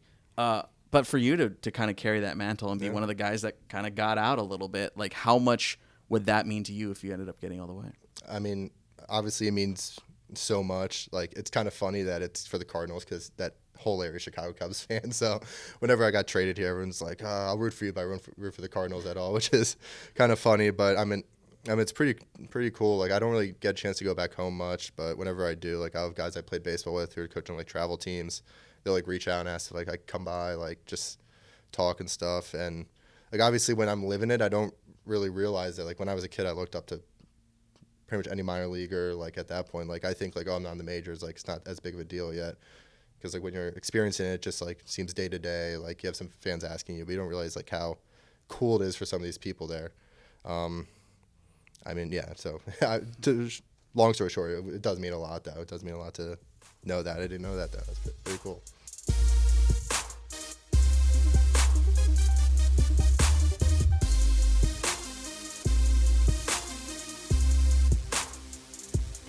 Two balls, two strikes, 7-5 Cardinals. And the pitch, swing and a miss. Witherspoon down on strikes. All right, dude, we kind of touched on it a little bit, but traded by the Blue Jays here to the St. Louis Cardinals in the Paul DeJong trade. Mm-hmm. Where were you when that went down?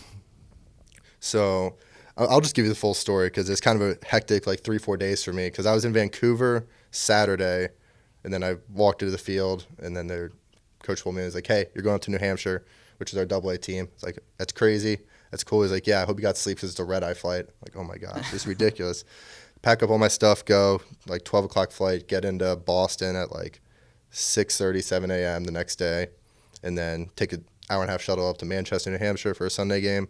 And that's when I showed up there, and that's when Clough and Sem got traded for Hicks. I believe that was the full trade there because they were in New Hampshire at the time, so they get traded over here to the Cardinals. I'm like, that's crazy. Like, I can't believe this is all going down. Pack up. Next day, we drive 7 hours to Binghamton, and then Tuesday morning, scrolling on Twitter, and I'm like, oh, Bo Bichette's injured. I wonder if they're going to make a trade at the trade deadline. I get a call from our farm director. I'm like, oh, man, I wonder what this is about. And then so I pick it up, about to go to the field in like an hour for what I thought was going to be my AA debut. And he calls me, and he's like, hey, Matt, how's it going? I'm like, what's up? In my mind, like, what's up with the small talk? Just tell me what's going on. So quick small talk. He's like, yeah, long story short, we traded you to the Cardinals for Paul. And I was like, obviously just so much. I just got texts from 30 people like 20 minutes ago about congratulating it and called it up to AA because that's what just got posted out, roster move. Like, oh my gosh, this is crazy. So I walked down to the hall, talked to two of my friends, like, guys, I just got traded. They're like, haha, it's very funny because we were joking the whole time, like, oh, we'll get traded for Shohei Ohtani, like whatever, because there was rumors about that happening. And they're like, that's so funny. And like, no one believed me. I was like, no, I just showed them the phone call. They're like, I still don't believe you. I'm like, oh my gosh. And I walk out of the hotel room to my buddies. I'm like, hey, Mason, like, dude, I just got traded, man. He's like, screw you. Like, he thought I was joking. Like, everyone's like, oh, you're joking, whatever. And then finally comes through, and I get texts from, like, teammates and all this stuff. Like, oh, man, I'm so sorry, man. I didn't know you were serious about it. So, and that was a weird day because I had to go to the field, like, pack up all my stuff that was already taken off the bus there. And then I had to play, like, light catch because I haven't thrown in 4 days at that point.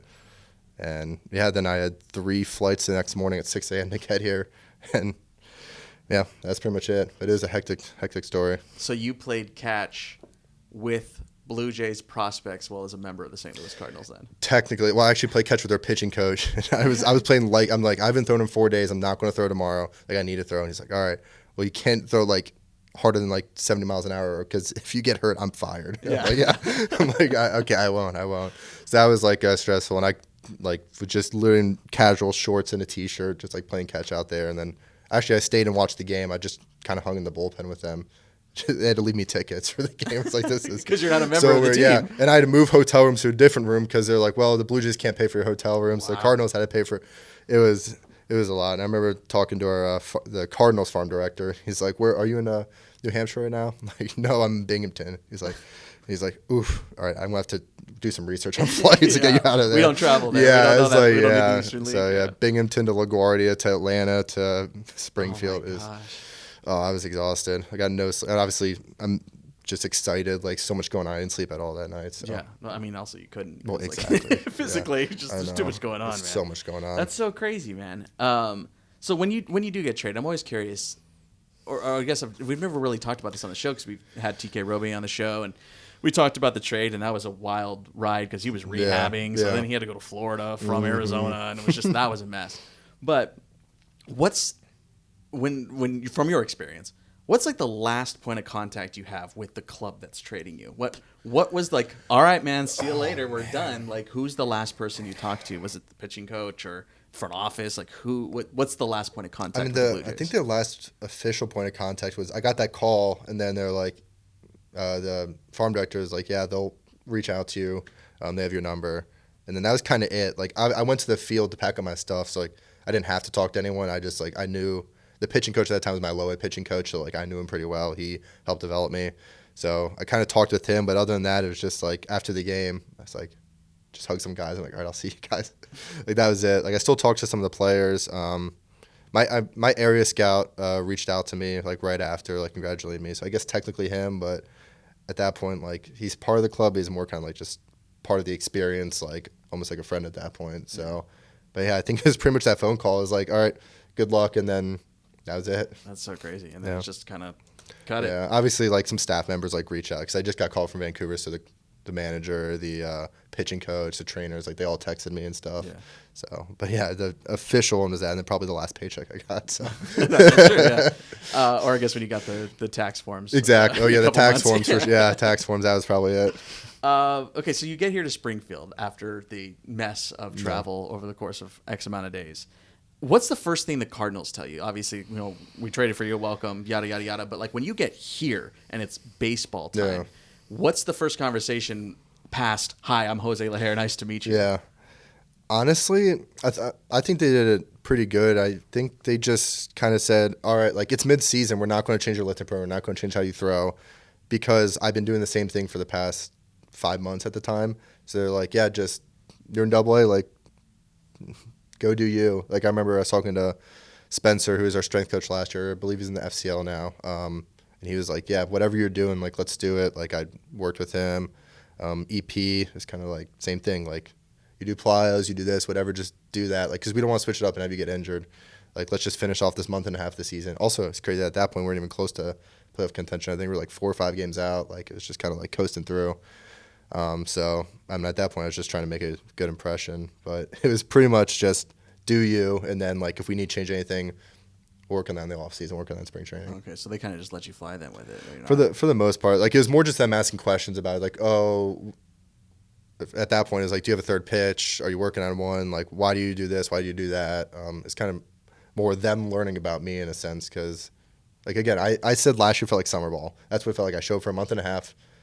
Get to know everyone, and then I leave. I felt like a collegiate center ball. I'm friends with people. And then spring training's when I really hit. I'm like, oh, I actually did get traded. Like, this is a new org, new team. Like, it's not just this staff and the players I saw there for a month and a half that I got to know. Like, these are the new guys. That's crazy, man. So you are currently leading AA in saves. I don't know if you knew that. I know we've seen, tagged you and stuff. I try not to say this kind of stuff, but you are leading the league in saves. Yeah.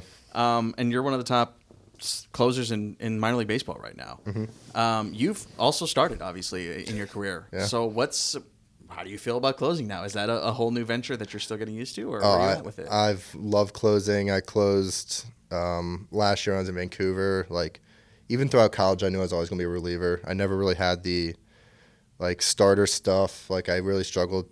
Honestly, like I always had my sinker, but like I really struggled having second, third pitch. I was able to finally develop a second one, but like I knew I just didn't have like the stuff. Like whenever I went farther into games, like my velo would drop. I couldn't hold velocity at all.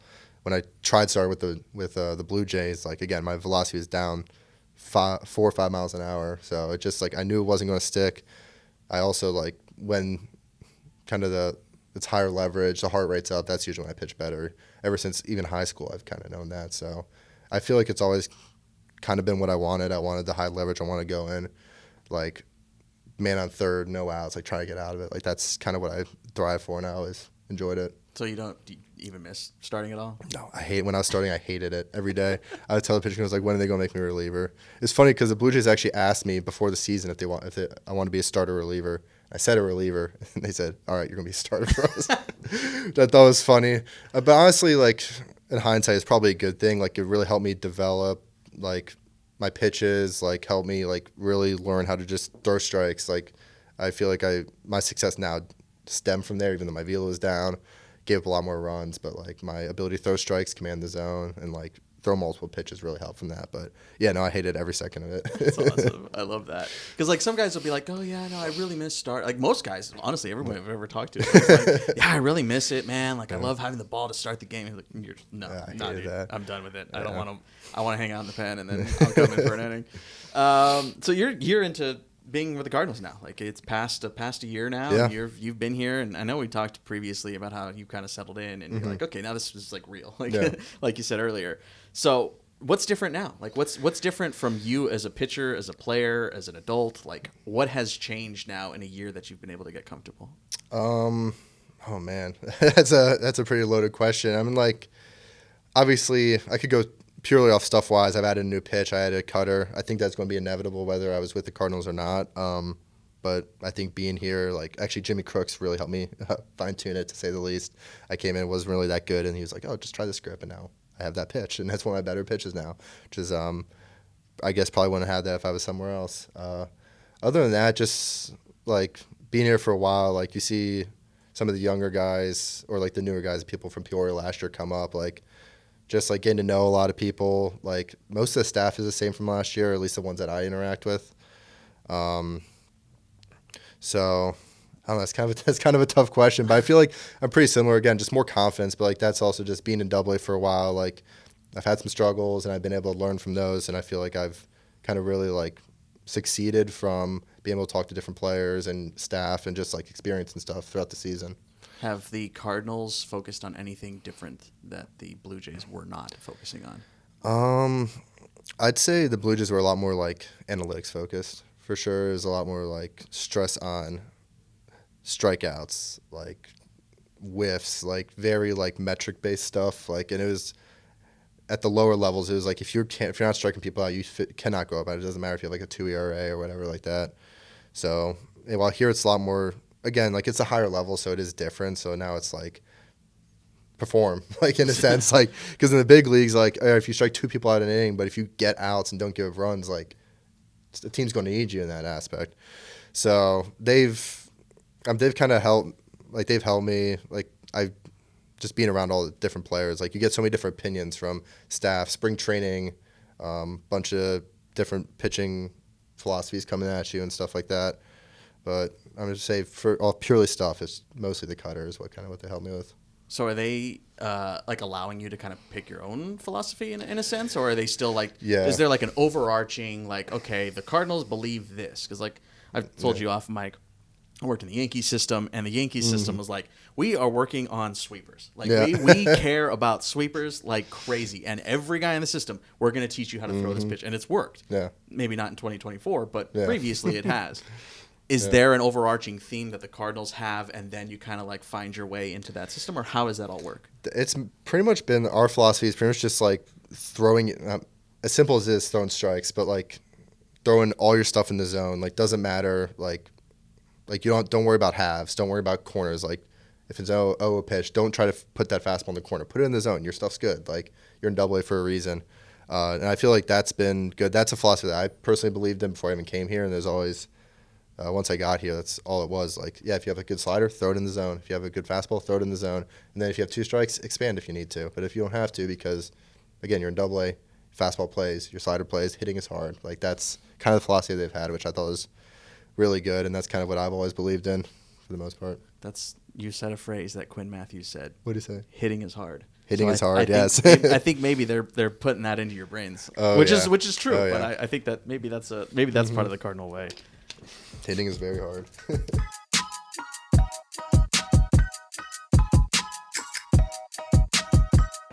3-2. Swing and a miss. Got him upstairs with the heater. All right, Matt, we got one more thing for you here Yeah. today. The Cardinals Quick Fire. We do this on every single episode. All We right. just fire a bunch of questions at you and All right. see how you do. All right, I think I'm prepared. Here we go, man. They have nothing to do with each other, so they're just completely Okay, random. all right. Okay, you went to Italy after the 2023 season. What true. was the best thing that you did? Best thing I did, honestly, doing wine tours in Tuscany. That's probably my favorite thing. There's a million things, but that's probably my favorite thing, doing wine Red, tours. white, rosé.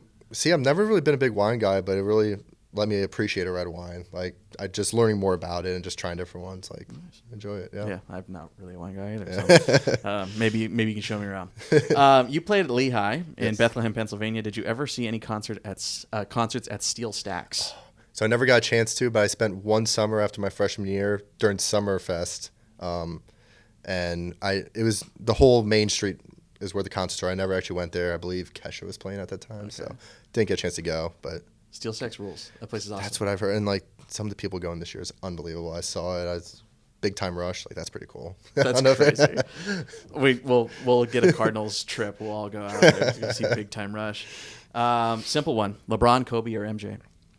Oh, man, I mean, I grew up in Chicago. I gotta say MJ, but I mean, I respect LeBron so much. Like, the longevity you cannot get over, and then Kobe changed the game. But I'd have to say MJ. I have to stick to my Chicago roots.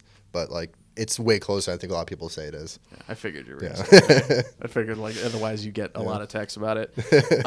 Okay, when you combined to hit a no-hitter against St. Peter's and Lehigh, it was their 53rd straight loss. Did any part of you feel bad about no-hitting them? No, not at all. I was a freshman. I was trying to get innings. I was trying to get my feet in the ground. Like, I needed that so bad. So Did you even bad. know that it was their 53rd loss? Oh yeah, that was Everybody knew? Yeah, we played them twice a year, and it's like there's like college baseball pages that post it every time, and also it's low pressure. You don't want to be that first team to lose to them either. So, but no, I did not feel bad at all. We asked TK this question, and he said, a wolf or a manatee, what is the biggest animal you could beat in a fight? He said a manatee. He said he thinks he could take a manatee. That's insane. I think the direct quote is a manatee or something. The biggest animal that I could take. I mean, I know this is crazy, but I feel like I could take an ostrich. Like, they're pretty big. Like, I can grab it by the neck. I don't know, but I feel like they're fierce. But at the same time, like, what are they going to do to me? Like, probably nothing. I don't know. I disagree with TK. Manatee's insane answer. Insane answer. But an ostrich. I don't know. Do ostriches like? Is it like a giraffe situation where they like whip their necks? I have no idea. I don't think know how so. they fight. I think maybe they peck. I don't know, but like that neck can't be that strong. Like that's my take on that. Everyone's got such a weird answer to that. I think that's got to be a regular in the Cardinals Quick Fire because we're getting weird. It's a good answers. question. An You get ostrich. some weird. Yeah. God, your first answer is ostrich. Okay. Okay. Same thing. We've asked a couple guys this. Rajcic homered. TK said he homered. Quinn said he got out. He doesn't remember how, or he didn't tell us how. What happened in your last at bat? My last at bat, I was a PO my whole senior year, but my senior summer, my high school coach was my travel ball coach. He gave me one at bat, hit a single up the middle. So leave it like that. I don't believe Max and TK. They're lying. They're for sure lying. So apparently Max has video proof. Okay. All right. Well, I'm going to be asking that in 10 minutes. Yeah, I gotta ask. Back to your Chicago roots. Ketchup on hot dogs. No, mustard only. Mustard. And I stand by that. I'll ridicule every person here on that. Like, mustard only. And I grew up loving mustard. My dad loved mustard, so I actually don't even like ketchup at all. But have you ever had ketchup on a hot dog? I mean, yeah, when I was a kid with no taste or culture. But All right. Well, I guess I won't tell you what I put on my hot dog. Okay. Staying with the roots here. Chicago deep dish or Detroit style deep dish? I've honestly never had a true Detroit style deep dish. I had a place that said it was, but it's not. But I love Illuminati's pizza to death. Like it's but I can't eat a whole pizza. It's like a slice or two before I'm about to pass out. I would be crazy. I would be concerned. Yeah, those things are insane. Yeah, that's too much. Staying on food, man. You played in Vancouver. Your last real stop. Are you a poutine guy? I am a poutine guy. I have been before, but honestly, there's not as much poutine there. It's very a lot of like Asian food. Like the sushi was the best I've ever had there. Like I'd say almost Vancouver is more like Asian culture than it is like Canadian culture in a sense. Like you have the roots there. You have poutine, but like sushi places, Thai places everywhere. Oh, that's crazy. That food's amazing. What was the best thing about Vancouver in your eyes? Obviously, the Nat rules we talked about it the other day. Yeah, I could talk about this for an hour, but honestly, just a place where you have a city next to a beach, next to mountains. Like it's the most beautiful sunsets you'll ever see in your life. That's awesome. Yeah. Okay, and then we have again. I think we're figuring out what we need to ask everybody because they always garner great answers. So I asked this of some of the pitchers. Quinn said Greinke and Ichiro. TK said Shohei. Tink said Barry Bonds. You versus any batter, alive or dead, you have one chance to showcase your best stuff. Who do you want to face? My try to get them out is just more of like a... I think this is... What this has turned into is kind of more of like a peacocking battle of just like show your best stuff, like the ultimate test. Who would you want to take on? Ultimate test. I grew up loving David Ortiz. I would love to face him once. I think he hits a home run off me every time. But honestly, I'd be honored at that point. Just the little tippy cap as he rounds. Yeah, as he's trotting around the bases. Like, I'd have to say him. That'd be a cool one to face. Matt Svanson, thanks for joining us, man. Of course, thank you for having me. It's awesome.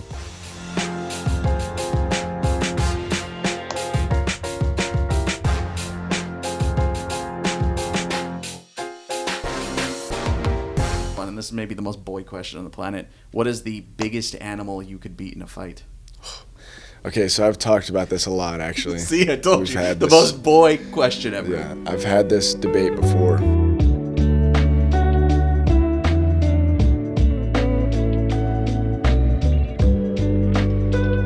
Tekoah Roby sitting down with us here today. Hey, man, I wanted to start with your high school days. My understanding, I think you said in an interview in the past that you were a little bit of a late bloomer, right? Like kind of like junior year was kind of when things started to take off a little bit. Yeah, I would say like the junior season, like baseball season, and then that summer is when things kind of started to take off. So, but your senior season, right? That was the COVID year, right? 2020. Yeah. So, did that give you a little bit of pause or a little bit of worry because you only threw like 3 innings, right? Yeah, I think I had like 3 innings and then 3 innings in like a scrimmage or something like that. I don't know if it would have helped or hindered having that season. I'm not really sure. I was just kind of there for whatever, I guess. I don't know. Yeah, so you only ended up going, like you said, three innings. But you still had a scholarship, at least, right, to Troy? Yeah, I had the scholarship to Troy, and then that was, at that point, we were getting we had the winter meetings with scouts that would come to the house, and then we had my agent had told me that it's a possibility, but it was still too far in the future to really know. So it was kind of just, there was a big buffer zone where it was like, I don't really know what's going to happen, For Troy, you were, at least in high school, my understanding, you were still two-waying, right? Like you were still swinging and stuff. Yeah. So was that the plan when you got to college at that point? No, I was still going to go just be a pitcher at Troy. Oh, okay. Yeah. So when did that start forming for you, that pitching was kind of the way to go? Like we've talked to a couple of guys about it. We talked to Max Rajcic about it. Like Rajcic was still trying to two-way when he got to UCLA.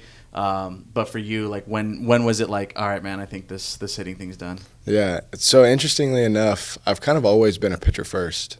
Even when I was, first started kid pitch, I was really kind of a better pitcher than I was a hitter. I remember when I was 8, so where we're from, you start doing kid pitch at 9. And when I was 8 years old, I got to go pitch in kid pitch. The team wanted me to come pitch for them. So I've always kind of been a pitcher first. I loved hitting, but I knew that pitching was probably going to be my future.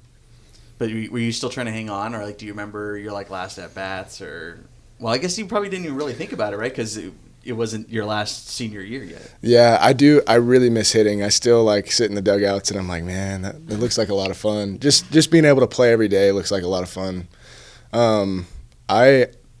I do remember my last at bat. It was in a scrimmage. I did hit a home run, but I miss it. I do. Hitting was a lot of fun. Playing a position's fun. That's two, by the way. I think Rajcic said the same thing. That Did his he really? last at bat was a homer too. I mentioned Troy. Troy was where you're going to end up going before you ended up getting drafted. When did you realize that that wasn't going to happen? When did you make that decision, or what kind of made you make that decision? Yeah, so I remember a couple days leading up to the draft. I went to see my agent in Nashville, and he was my agent at the time. And we kind of sat down and we decided that if we got this number in the draft, it was a conversation. Like I wanted to play pro ball. He was telling me that it was a real possibility, and I said, okay, well, I'll sign for this much money. And then the day before the draft, I actually had my college coach call me, and he was like, I heard you're willing to take some like X amount of money in the draft, and he wasn't too pleased with that, but it was kind of in my head. I just wanted to play baseball. I was always good in school, but baseball has always been my passion. Yeah, I mean, that makes sense. Like, everyone has a number that makes sense. But for you, like, was that a difficult decision? Was it like, how does that, I guess the better question here is, like, how does that work? Do the teams come to you and be like, hey, man, we're interested in drafting you in this round, and you're starting to have those conversations, and you're like, well, this is the number, and if it's anything short of that, then I'm going to school. Like, how did that work out for you? Yeah, well, I mean, I'll say this. Like, having an agent in that process is just huge. Like, they're the ones that will talk to the teams for you. They've been through like this before, so it's always really helpful to have them. But essentially, yeah, that's what it was. Your agent goes out and is like, hey, are you willing to draft this kid? Are you interested? Or they go to the agent, and then obviously I'll have conversations with him saying like, yes, I want to sign. I'll sign for this much money. He'll kind of throw a number out there, and then we'll kind of come to an agreement on if we do get this much, then we'll go. But if not, then we'll go to school. I'm sure that was a really weird situation. I mean, it's probably weird for everybody, especially that year though. Like, yeah. It's such a shortened draft, and it's just such a yeah. You're like watching things on Zoom like 24/7, so it must have been super weird. So I kind of stalked you a little bit online, but I found the video of when you got drafted. You or somebody, I don't know if it was you, I assume it was you, on your Instagram recording the video of MLB Network when they said your name. First of all, was that you recording that video? That was not me. Okay, that was a family friend. Because I was going to say, there's zero reaction in that video. Yeah. So what was the reaction in the Roby household? Well, so the stream that we were watching it on, it just like my name just kind of just flashed across the screen. It wasn't like I didn't see that stream, the one of the guy saying my name and then they played the video or whatever. Oh. So the reaction was basically just like we were waiting. I got the call like a couple picks before saying that the Rangers were going to pick me, and my name flashed, and it was just like the room kind of lit up. Like everybody was just like, oh my gosh. I like hugged my girlfriend sitting next to me, my dad, my mom. Like it was cool. It was a pretty cool experience. Were you expecting to go at that time before that phone call, or were you starting to get nervous yet? No, I mean I was basically my agent had told me to just watch the draft, like be by my phone on the set, because that was day 2. They only did the first round that year on day 1. And he was just like, just be by your phone. Like I think it's a real possibility.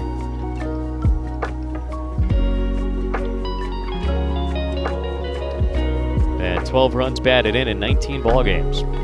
And he takes strike 3 called here. Tekoah Roby opens up the championship series. I also saw you were doing this little podcast a while ago, and I saw you mention something that I've never heard of before. I could be completely naive on this, but you said that you were about to head out to join the club, like you said, with the Rangers you were drafted by, and they were going to teach you how to cook. That they were going to like hook you up with a nutritionist and all this kind of stuff. I don't know if that's par for the course across Major League Baseball or not. I'd never heard of that. How did that go? Like, did you learn how to cook? Well, I mean, sort of, yeah. So right after the draft, we had, like, the that was still during COVID, so I didn't go out to Arizona to meet, I went and signed in Texas in July, and then I was back home until September. So for like those 2 months-ish, like we had Zoom calls with our nutritionist, and she was giving us like tips on how to eat better, blah, blah, blah, like how to grocery shop, these things to kind of go with being a professional baseball player. And then when we went to that first Instructs, we did have cooking classes. That's crazy. She was she was really good at her job, and well, I was thankful for that. She was cool. Did you learn anything? Like legitimately? Yeah. Like I learned how to grocery shop a little better. It was like I bought like fresher ingredients. I didn't buy a bunch of junk food, that kind of thing. Yeah. But yeah. Well, yeah, because you're still a high schooler essentially at that point, right? Yeah. So like it's like cookies and candy and whatever pops up. Be remiss, obviously, we got to talk about the trade, man. Like, I know that you've talked ad nauseum on this, so I kind of want to take a different angle on this. You were traded to St. Louis. The Jordan Montgomery trade obviously was a big deal at the time, and still affects you, obviously. You're in the St. Louis system. You were rehabbing at the time, though. Yeah. While in Double-A with Frisco, right, at the time? How weird was that part of it all? Like, just not even, like, really being with the team at the time and, like, keeping your head, trying to stay away from the rumors. What was swirling through your head in those days? Not really a ton. For probably like the past, like leading up to that time, the past like year or two, I had known that, like I could be in a trade. It could happen. Like nobody's really untradeable. So like knowing that, like coming up to the deadline, I was just conscious of it. I didn't really think much of it, but I definitely didn't. Being in rehab, I thought it was way less of a chance, and then it happened. So, how serious of that injury were you dealing with at the time? It wasn't that serious. I took 3 weeks off from throwing, and I was in the middle of like my mound progression. So I was pretty close to being back, probably like three weeks from being back. So you were pretty close then. Yeah. Again, I want to take a different angle on this. So you're rehabbing. You're on the Frisco roster. Mm-hmm. You're rehabbing in Arizona. Yeah. And then you get traded, and I'm assuming you went straight from Arizona to Florida. Mm-hmm.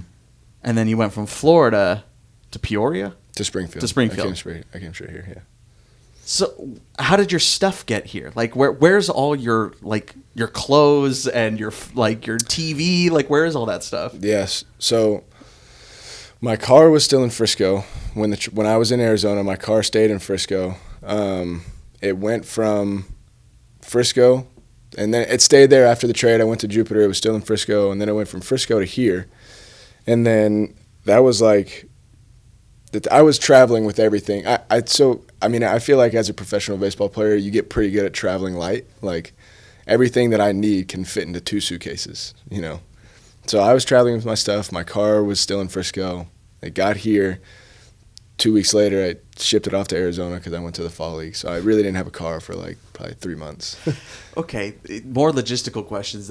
Who's paying for all that? Like, is that something you pay for, Texas pays for, or St. Louis pays for? St. Louis paid for one of the shipments. I had to cover all the other ones. Oh, wow. Yeah. That's such a weird thing. Because, you could have driven, but that would have been a mess, too. Yeah, it would have been a lot of driving, yeah. Yeah, that went way too much driving. Gosh, that's such a mess. Yeah. Yeah, these are the things I think about. Because, I had to move here from California, and, the moving logistics, just that one move is enough. Yeah. But I guess, if you travel light, that makes it a little bit easier. You were also, from my understanding, doing Rangers U, right? Like a university kind of thing, doing some schooling. When you get traded from Texas, are you allowed to still be in Rangers U? I still get calls about it all the time. So maybe, I'm not exactly sure. But I wasn't actually doing it at the time. I stopped doing it at the very end of spring training in 23. Okay. But no, I didn't really have any plans of picking that back up after the trade. You should just see. Yeah, Is it a lifetime membership that you get? It might be. Like I said, I still get the calls. I just typically don't answer. That's such a trip. You played in the Fall League, like you mentioned. You went from here down to the Fall League and ended up pitching down in Arizona for that. You're also playing with Robert Hassel, was on your squad too, who was obviously a massive trade in the Juan Soto trade. Did you guys ever talk about that at all? We did actually, yeah. We did. I was just asking him about it. Like his trade was a little bit bigger. I mean, that was a huge like blockbuster trade. So I asked him about it, and we said very similar things. Like at the end of the day, it really presented like a new opportunity with a new org that obviously wanted you in some way or another. So it was cool. Like there was actually a lot of people in the fall league that, not even on our team, but other teams that had just been traded, and the team wants to see him play, whatever it is. So that's who else have you talked to about that? I didn't really get to talk to many of them, but there was a couple of them. Nasim Nunez was there. I think he was in a trade. Like Jake Eater was in a trade last year. We played against him a couple times. He was playing in Glendale. I'm sure there was more, but there was a handful of people that were involved in trades there. Yeah, I know that a lot of guys kind of feel like that's a whirlwind the first time around, and then after that it kind of settles. Have you kind of settled now? Yeah, it didn't take very long. Like being in rehab, I think made it take longer, because I went from being in Arizona in rehab to Jupiter in rehab, instead of going from like playing baseball, which is essentially all we're here to do. Like it's what we like to do. It's what we get paid to do. I wasn't doing that at the time, so really all it just felt like a trade. And then I started playing baseball again, and that's when it started to feel like I was able to settle in. You've had to deal with some injuries throughout your career, which is obviously a super downer, and like you said, you're rehabbing at that time, dealing with some shoulder stuff, and when you get traded and you join a new organization, like, is that one of the first things they talk to you about? Like, how did that transition go from on the rehab front, transitioning a rehab organizationally?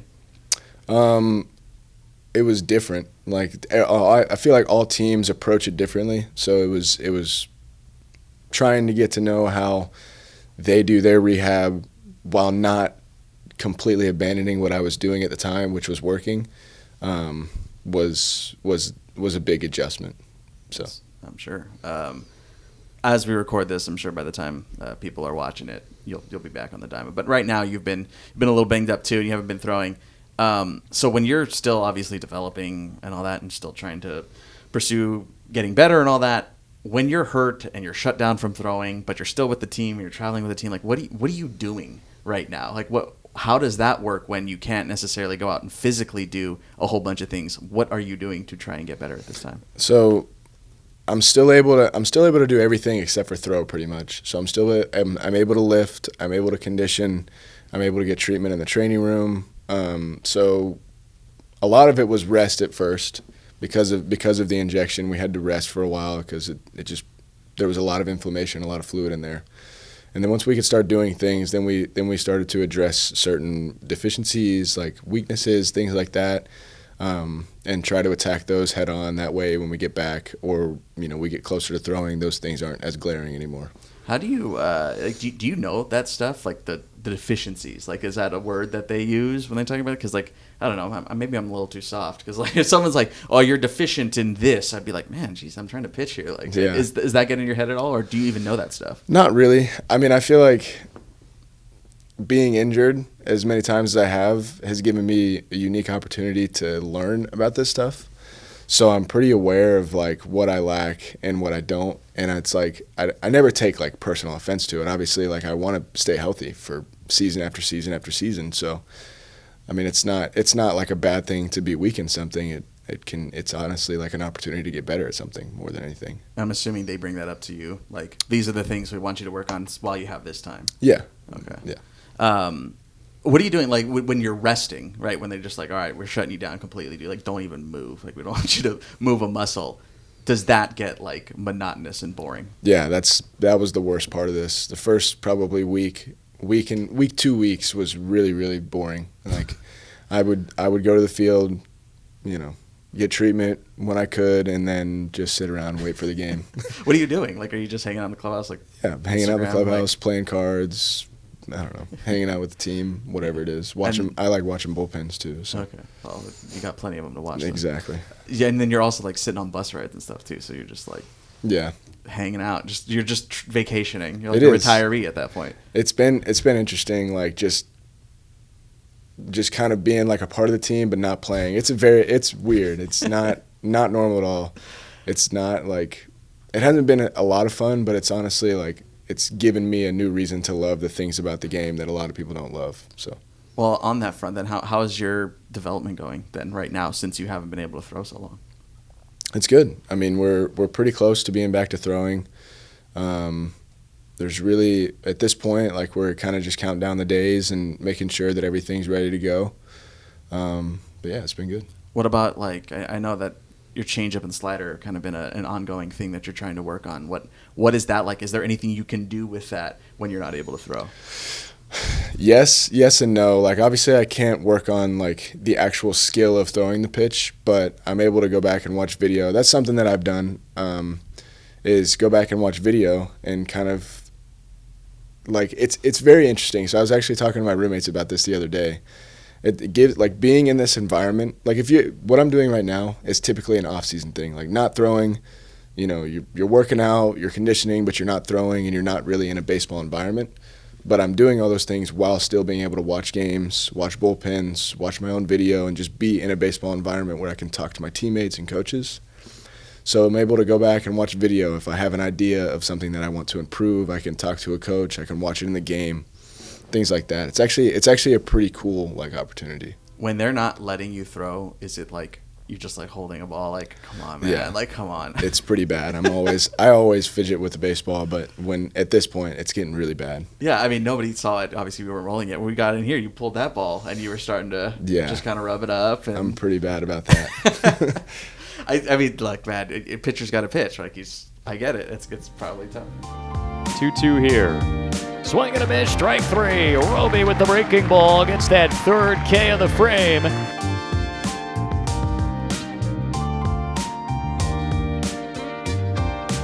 Second K for Roby, and a beauty as he pulls the string. All right, Tekoah, we do this every single time on one of these. We do the Cardinals quick fire, so I just rattle off a bunch of questions at you and see you handle it, see how you handle it. This is just a bunch of random stuff that has nothing to do with each other. So your first one here on the Cardinals quick fire, you and your brothers all rhyme your names, Tekoah, Ukiah, and Jonah. If you have kids, are you going to do something like that? No, probably not. Hard no? Not a hard no, but just at first thought, probably not. Is it just like a fun thing that your family did? I think they liked it. They're all pretty unique too. I mean, Jonah's a little more common just because it's in the Bible, but still, like, not crazy common. Yeah. But yeah. Your dad is a high school principal. Does that mean you were a good student? I was a good student. Was that why? Because, like, dad was like, he was in the system. He knew he was going to watch you the whole time.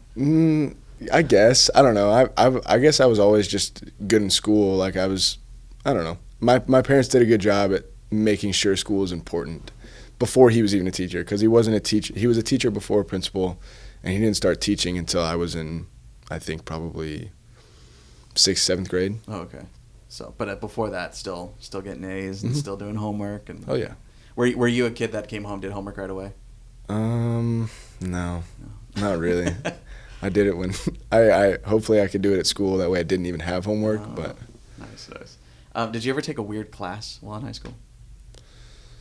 Well, I mean, not really a weird class. The most interesting class I took was like AP Computer Science. Oh. And I was very outmatched in that class. Did you take the AP test for that? I did. Did you pass? No. Okay, so you don't have any college credits? No. Okay, unless it's Rangers U. Unless, yeah.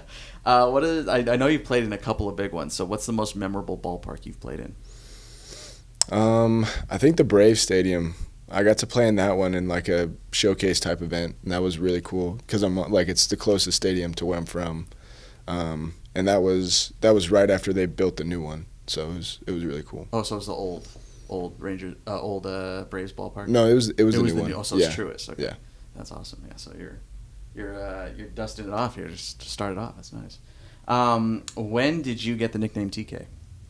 When I was 9, I started playing with this travel ball team, and they just started calling me TK. It was one of my teammates at the time was just like, "What's up, TK?" I was like, "Oh, nobody's called me that." A little roll off the tongue. Yeah. Do more people call you Tekoah or TK now? TK. TK. For sure. Okay. When you stop at a gas station, what snacks do you buy? Now that you're shopping better, as we've learned. Yes, but I mean, if it's a gas station thing, like on a bus trip, I'm probably going to get something bad. I like the Reese's, like, animal crackers. Do you know? Have you seen those? Those are really good. I like any kind of like covered pretzel, like a yogurt or a chocolate covered pretzel. Okay. And probably like a Core Power and a water. So a little something a little sweet, maybe a little salty. Yeah, I love the combination sweet and salty. Okay, sweet. Alive or dead, one batter you want to face? Really test your skills. If you can get one guy, one at bat. I mean, at this point, probably Shohei. I want to face him. Wow. All right. Well, weirdly enough, as we're recording this, it's late June, but Shohei's like on a burner right now. Yeah. What would be your attack plan?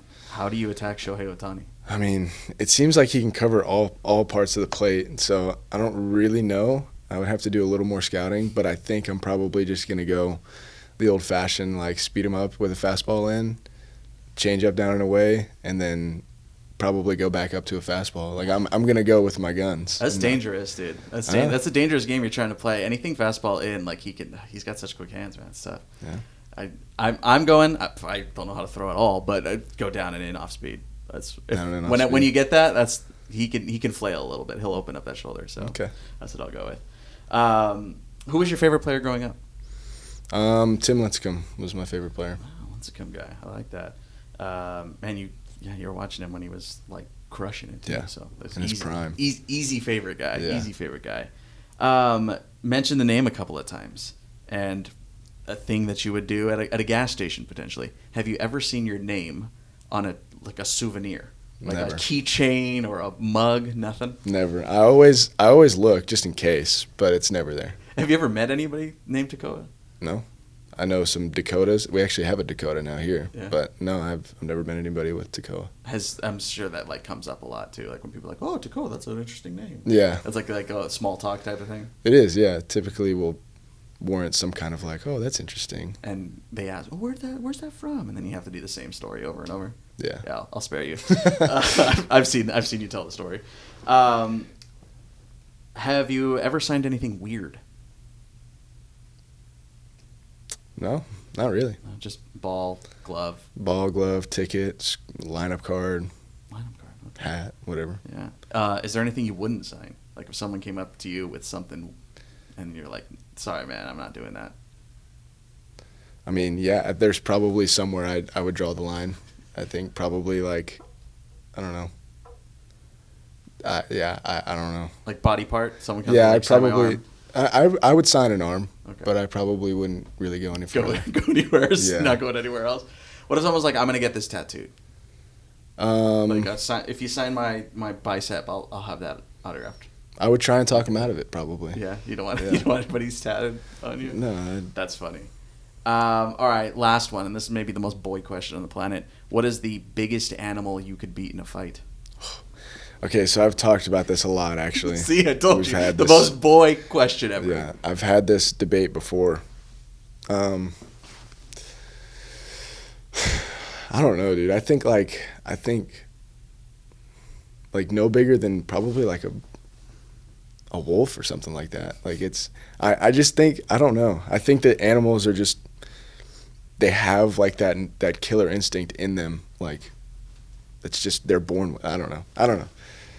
I think that's probably what I'm going with. I'm sure, like, given the situation, like life or death, you would probably have Yeah. that killer instinct as well. And maybe if there's more of a docile, like a bigger docile animal, I don't really know. Maybe like I mean, I would never do this, but like I'm sure I could take a manatee in a fight. Those are pretty big. I'm sure I could take a manatee in a fight. Back on the wolf, what's the attack plan? Like, where are you going for?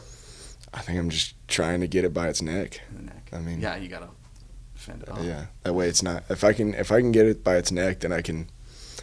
I mean, you could control it at least. Yeah. And you got to keep the teeth away. Yeah. All right. Well, I hope that doesn't ever happen to you. That's the goal. Tekoah, Roby, TK, thanks for joining us, man. Thank you. So Mike Trout's one of my favorite players, and it was really cool to meet him and sign stuff. And there's a very real possibility that you face him one day. That's the goal. Yeah, that'd be super cool.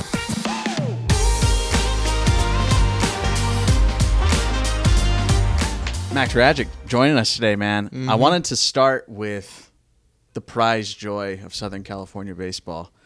Orange Lutheran, one of the premier high schools in the area.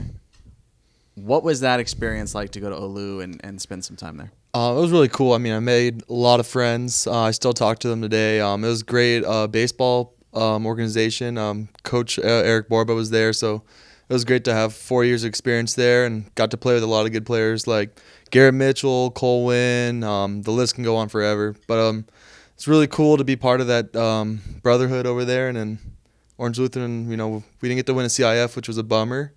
I think my senior year we could have won one in 2020, but COVID happened, so coulda, woulda, shoulda. But it was really cool to be there. Trinity League ball is a different beast. Southern California baseball is a different beast. Not only are you playing with really good talent, really good coaches throughout Southern California as well, but you're also getting to play against other really good schools, the Harvard Westlakes, the J. Sarahs, the Santa Margaritas, all these schools that have legit talent. La Mirada is another one of those public schools that just pumps out guys too. Do you think that kind of like set you up a little bit to continue like progressing in your baseball career just because of the competition level?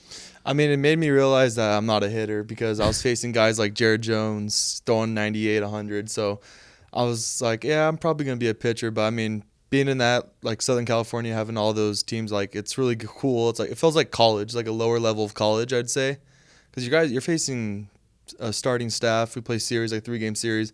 We're facing guys that are throwing 90 plus. I mean, in high school, which is crazy. So I mean, just being part of the Southern California baseball made you want to like be better, work harder, because you had to. You mentioned that you kind of decided like, okay, I'm not going to be hitting anymore. Well, I guess we'll get to that. It wasn't necessarily fully your decision, but when did you start pitching? Like when was that? When did that saga start? I mean, I always pitched in like Little League. I pitched, but I mean, I really started taking it seriously probably my junior year of high school. I mean, I just felt like that was where my future was, and that's where I wanted to go on with my future and start pitching. And kind of like once the pitcher started throwing curveballs and sliders, I was like, all right, I need to maybe just worry about pitching. But I really liked hitting. I mean, I worked harder at hitting in high school. I had a batting cage at home my dad made, so I'd be in there a lot. Got a lot of hitting lessons. Never did really pitching lessons at all. So I really wanted to be a hitter, but God said, not today.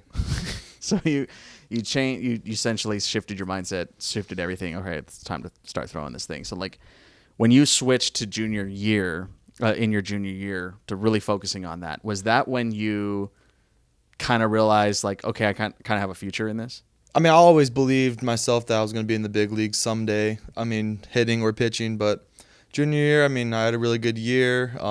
We had a good year at Orange Lutheran as well, but I always believed in myself. I mean, third grade, I always told my teachers, like, "Whoa, what do you want to be for when you grow up?" And I told them, "Oh, I'm a baseball player. I already am a baseball player." And I always just had that mindset, We have a couple of things that I've pulled up for you here today that I want to show you. Mm-hmm. So it's on this monitor here. This first image, I need you to explain what in the world this thing is. Damn, how'd you find that? I did some digging, man. That's a little tasty. So that was I think my junior year actually at Orange Lutheran, and the name is Big Tasty, and we were on a road trip to Northern California to play Valley Christian, and we found that like a gas station, and then that just stuck around, and that was like our prop for the year. That was our good luck charm. I know that name, the little tasty thing. Like I kind of stalked you on Instagram a little bit. Not gonna lie, I had to deep dive, and I saw like tasty, this little tasty thing. Like, what is that? Where did that come from? I don't know. I mean, I was like junior high. We had a group, and they just called me Big Tasty, and like we made these shirts in junior high, so we all wore them together and thought we were so sick, and then it just stuck around. I don't know, and all of a sudden, like junior year, it came out about that, and I don't know. So it just stuck around, and that was a little tasty. And it was like a good luck charm kind of thing, like a rally starter, right? Rally, yeah. Because you're taking that to like NHSI and like all that, right? Like that made the whole trip. Mm-hmm. So yeah, it got its own flight. It's got the window seat and all that. So it was pretty cool. And I have one more picture from semi this era. I want you to explain this moment. That's I think in 8th grade. So that was a travel ball tournament in Arizona, and that's Mike Trout, obviously. But it was really cool. I grew up in Angel fan. I live like 15 minutes away from Angel Stadium, so I spent a lot of time at that stadium and watching the Angels. So Mike Trout's one of my favorite players, and it was really cool to meet him and sign stuff, and it was really cool. That's my best friend too, still my best friend, right next to me right there. His name's Nate. We live in the same neighborhood. We went to Orange Lutheran as well. What? Where is that? That's at Tempe. That's in spring training. Yeah. So how did you get on the field then? One of the parents used to work with the Angels, so he hooked it up with us. It was sick. That's awesome. There's a very real possibility that you face him one day. That's the goal. Yeah, that'd be super cool. What would be your attack plan to try and get out Mike Trout? I'd throw up in the zone because I've watched him a lot, so I watch the pitchers that do well against him and they throw up in the zone and pound him in. But if you miss down, he's gonna get you. So yeah, that'd be my attack for sure. That's awesome. 3-2 from Rajcic is a slider. Strike 3 called on the outside corner. Windish knew it. I want to switch gears a little bit to college, man. You ended up going to one of the premier schools, obviously, especially on the pitching side. Why UCLA? It was my first offer, actually. So UCLA was a dream school of mine. I don't know why. I didn't have any family that went to UCLA, but always liked their colors and always saw them on I played NCAA football and I'd always be UCLA for some reason. So they were the first school to offer me, and I was like, so hard to pass up because that's my dream school. And so my freshman year in December, I committed to UCLA, and I didn't have to worry about college or any of the other stuff. That's wild because a lot of times you'll see kids are starting to commit way earlier now, over the last 10 years. Mm-hmm. You'll see guys commit their freshman year. They'll change their sophomore year. They'll change their junior year. Was there ever any doubt that you would? Obviously sometimes that's coaching changes things like that. But with Eric Borba being by your side and knowing that Savage was going to be there, was there ever any doubt that UCLA was the goal? No, I always wanted to go to UCLA and be a Bruin. Coach Savage does a really good job of developing players. You can go down the list with Garrett Cole, Trevor Bauer, Caprillion. We just had a guy just get called up. I played with him actually, Nick Nastrini. He's on the White Sox. We've had a lot of pitchers have success in the big league, so I really wanted to go there and stay kind of close to home. It's a 50-minute drive without traffic, but LA, it could be an hour and a half or 2 hours according to traffic. So I really wanted to go there, and I really liked the area. It's close to the beach, but I really loved UCLA. And since you committed so early and you kind of already had it in your mindset, were there any other schools that were still trying to hound you? Nah, right when I committed to UCLA, no other school talked to me. Wow. So I don't know if that's a rule or an unwritten rule or something, but no colleges talked to me, and yep, I went to UCLA for 2 years. That's crazy. 2021, you guys entered as the number 2 team in the country. Mm-hmm. What was that like? It was really good. We had a really good team. We had Matt McClain. We just played a guy, Noah Cardenas. We had a lot of good players and really good staff. Because of the COVID year, a lot of guys returned, so we had a pretty good older team. And obviously, we didn't finish second. So, rankings don't really mean anything until the only rankings that matter is the end of the season rankings. So, we had a good season. We made it to the regionals in Texas Tech and lost the final game. But it was really cool to, meet a lot of guys and learn how to go about your business. Nick Nastrini was a big guy. He really had a routine and taught me, this is a business. It's kind of a job. And it was really cool. And when you, that's your first year, and you're coming, like you said, out of the COVID year, you lose your senior season, you only play 8 games or whatever. Something like that. But so then you go to UCLA, and then you're coming out of it, and then you also get this ranking. Was that kind of a whirlwind of everything just coming together at once? I don't know if I'd say I was used to it because, Orange Lutheran, we're always nationally ranked, and then I go to college and we're ranked number 2, so it was oh well. And then the next year, we think we might have been ranked 25, so that was a little different. But it's cool to be ranked early in the season, But like I said, it doesn't matter until if you make it to Omaha and you win it. That's the only ranking that really matters. So obviously, we did not do that. UCLA, big school, obviously, both in scope and physically, just a really big campus with a lot of stuff going on there. Spent 2 years there. What was the craziest experience you had while as a UCLA Bruin? Craziest experience. I don't even know if I'm allowed to say. I'm just kidding. I mean, going to Texas Tech was really cool, and pitching in front of the Texas Tech, I got to close out the game. So, I mean, their fans were a little crazy. I have a random story from the regional where we won and beat North Carolina, so we had to play another game the same day. And we wore our blue jerseys the first game, and I left the grays, and I was all sweaty because during BP we wore the gray jerseys. So I put it at the fence, and I go back to get the gray jersey, and it's gone.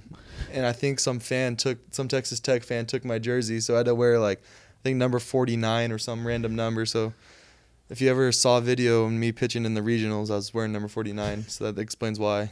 So yeah. And that never got recovered. It's never gone. got the jersey back. Someone has it. I was expecting a fan to saying, "Hey, number 20, I got your jersey," but that didn't happen. But I'll find that jersey one day, I hope. If someone showed up to a Springfield Cardinals game with that jersey and asked you to sign it, would you sign it?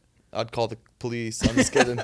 Yeah, I would definitely sign it. That'd be a cool story to get the jersey back. Maybe get the jersey back because that'd be super cool, and tell my teammates about that because I was I wore the jersey. I knew I brought it, and it's also sweaty. So someone took a sweaty jersey off a game fence. used jersey, I guess. Yeah. I wonder if they even know if it was yours, if they just saw it and just saw it, took it. it probably. Yeah. Mm-hmm. They don't even know what they got. Fast forward to 22. 14 strikeout game against Washington State. What do you remember about that day? So all my best friends actually came. They all finished school because UCLA's in a quarter system, and we finished late. So that was my first time. All my buddies were there, so I had to put on a show for them, and they came to the right game. That was the most strikeouts I've ever had in one game, and just all my stuff was working. My fastball, curveball, changeup, and slider, and just I had to put on a show for my buddies. It wasn't a perfect game or a no-hitter or anything like that, so this is a little different. But at what point in a game like that does it hit your brain okay, something's kind of going here? When did it hit you that you had started racking up those strikeouts? I think the first time through, I noticed all my stuff was working, and when I have all 4 pitches, I feel like stuff. It makes your life and job easier when you have 4 pitches working. You could throw it for a strike whenever. So I think the first time through, so after the 3rd inning, I was like, okay, this could be a lot of strikeouts. Because as a pitcher, you want to get a lot of strikeouts, obviously. And I feel like when you start thinking about strikeouts, that's when you don't get strikeouts. So you got to let them come. So I just, So you're fighting that urge actively to not think about it? I try about not to count in my head or, just go pitch to pitch and just worry about this pitch and then worry about the next pitch after. But can't control the future or the past, Set, he throws, and it's swung on and missed. Got him with a changeup downstairs. Corner, strike 3 called. 3 up and 3 down in the top of the first. Nasty pitch from Max Rajcic. You mentioned that it's nice to be ranked. You are ranked 13 in the Cardinals system. How do you deal with that? Is that something you're happy for? Is that something that's kind of a scarlet letter? Is that a curse? Is it a blessing? What is it to have that number 13 tag on you? I mean, it's cool and all, but rankings don't really mean anything. Spring training, we talked about rankings don't mean anything. If you do you and you do your business and perform well, you can make it to the big leagues. There's a bunch of big leaguers that weren't even ranked, and they're in the big leagues, playing every day. So rankings don't really mean anything. It's cool and all, but you can't really look too much into it. Is that something you have to kind of explain to your family that hey, this is cool, but I'm not really thinking about it? I think they care more than I do, to be honest. But it's cool, shows you the hard work you put in. But it doesn't really mean anything until you get there or you do something to actually that means something. I want to talk about this a little bit later on, but as a precursor, you have closed and you've also now started, obviously, and you're in the starting side of things here. What's your game day routine now as a starter, especially as a pro starter? What's that look like? Take me through your day. I really like starting. Starting's my favorite, but I get very anxious and I got nerves all day. Right when I wake up, I got butterflies in my stomach, and I just I eat a big breakfast, get a lot of protein. So I make 4 or 5 eggs. get some like chicken apple sausages, eat that. Get some like oatmeal to get your carbs in. And then I'll eat like an acai bowl. I'll order like an acai bowl, DoorDash it, get more carbs, and then, eat like a light lunch because I don't really like eating too much. And then have like a protein shake and then do my stretch. I stretch like an hour and a half before the game. And then just, do my prep work before and go through the scouting report with our pitching coach and our catcher, and then talk about our game plan, what we want to execute, what's our focus. And then about like 20 minutes I'm on the mound warming up, and then like 15 minutes of, playing on the mound, throwing your pitches, filling out, throwing a couple of batters, like the 3-4 hitter, I'll like work on like what I'm going to throw in sequence. And then I get back in the dugout, and then it's game time. And how has that evolved for you? Because I imagine your day looks fairly similar to most starters, right? Maybe like the breakfast is a little different and things like that. And maybe I know some guys take naps or whatever. But how has that evolved for you? And do you feel like you're at a good place to where like this is how I want to prepare for the game? This is like the habit that I have to build. Yeah, I've been doing this for the last year and a half. So I really like this routine that I have, and I'm going to stick with it until, stuff doesn't go right for me. But I've been having success with this routine, so I'm going to stick with it. I'm very superstitious as well. Was that something like, is it completely different than it looked like at UCLA? Yeah, UCLA was kind of like, didn't really have a plan. You just It'd show just be up. like whatever the dorm was feeding us, I'd eat that and have some maybe like, spaghetti or, pasta or something. But yeah, this is way more complex, and that's what happens. You become a big, you get drafted, and you got to start making your routine. You hang out with people, and you pick their brains about their routine, and you add stuff, and it's pretty cool. You've been lucky enough to do some big league camp stuff, and you've been able to be there. What was the most surreal thing that you experienced while at big league camp? It was really cool to be around like the big leaguers, seeing Goldschmidt and Nolan Arenado, Sonny Gray, and all the Lars Nootbaar, all those guys. It was really cool to be around them and ask questions and just see how they go about their business. Like, I don't want to be like I've been talking about like routines, but like their routines are super like detailed and professional, obviously. But it was really cool to, ask Sonny Gray, Lance Lynn, Miles, and about like how like they go about their business and how they prepare their body every 5 days. So it was really cool. I know I get this a little bit on a very, very different scale, but like there will be times in this industry where like there's somebody big, like someone like you're saying, like there's Paul Goldschmidt. Oh my gosh, there he is. There's Nolan Arenado. These are guys that I watched growing up, things like that. How do you build up the courage to go talk to those guys? Like, is there like a little like hype up in your head where you're like, okay, I am also one of these guys. Like, I am a pro ball player. Do you have a bit of that imposter syndrome that you kind of have to get over? No, I mean, they're really easy to go in, and they want to help you. They want to be the best organization, make their players better in the minor leagues so they can have a better team in the major leagues. So like it was really easy to ask questions, and felt very comfortable talking to them. And they're just like, same guy, playing baseball, playing the same game as me. So a lot of common stuff too as well.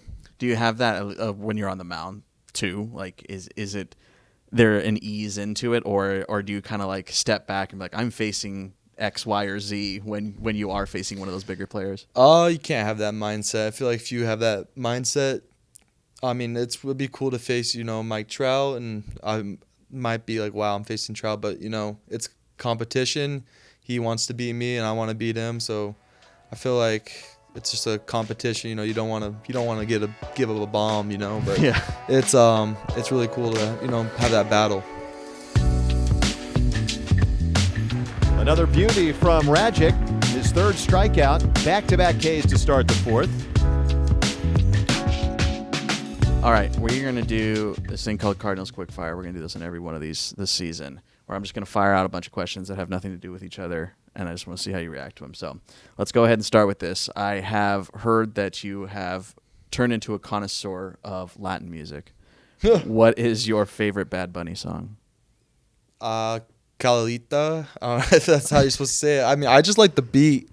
I don't know what the songs are saying, but I mean, I really like the beat of the music, you know, and I really like the rhythm, but I do like some Bad Bunny. How'd you know that? I could find anything on you, bro. Digging everything. Yeah, I'll find Jeez. everything. We mentioned that you were a hitter. You get to UCLA. Savage says, "Nah, you're done. Time to just start throwing." If you could bat one more time against one of your fellow teammates, who would you pick to try and Right get a now, hack my off? teammates? Yeah.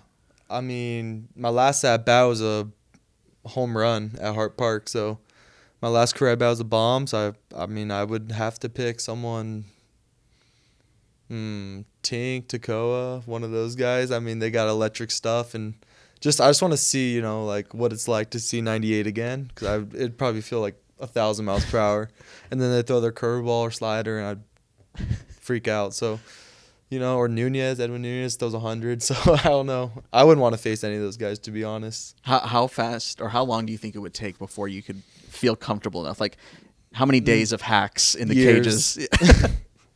Just not even worth it. Last offseason, I was swinging. I just kept rolling over, and the next day my wrists were so sore from rolling over. So I know. And I also grab a baseball bat as a golf grip. So I do like the grip right here. So I just know I'm a PO now. So I'm doing the golf grip with my bat. It's over. I heard that you write down 3 goals on January 1st every year. What are your 3 goals this year? Yeah, I like to keep that personal to myself. You know, I think I'm the only person that knows my 3 goals. So I mean, I like to keep it to myself, and then yeah. Cool. What is the best thing that Coach Savage ever told you?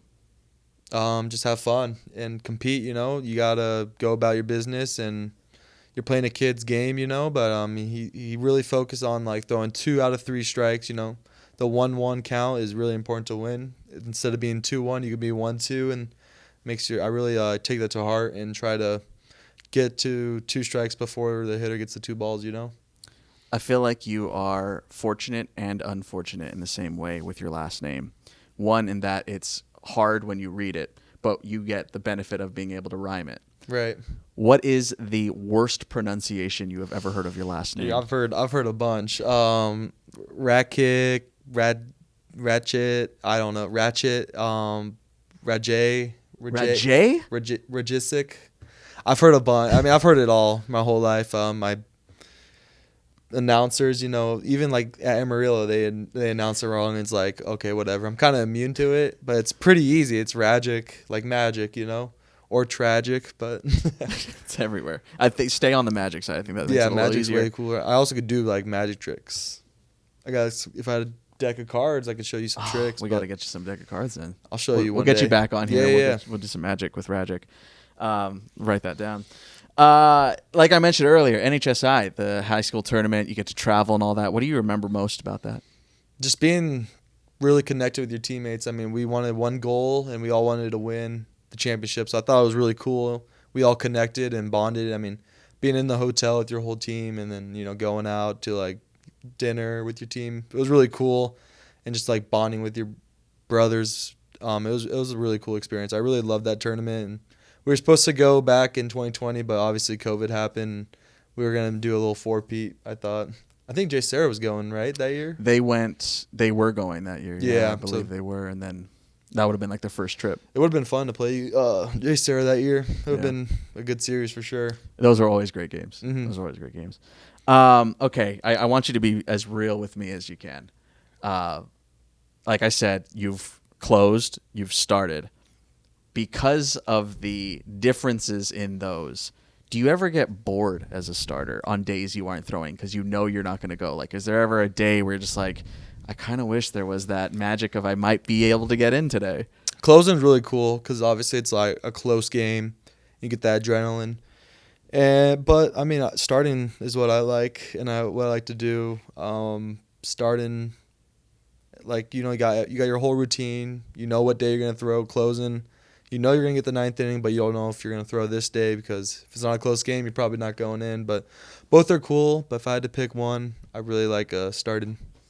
You got to play with Team USA, which is pretty awesome. What was the best thing that you ate while playing with them in Panama?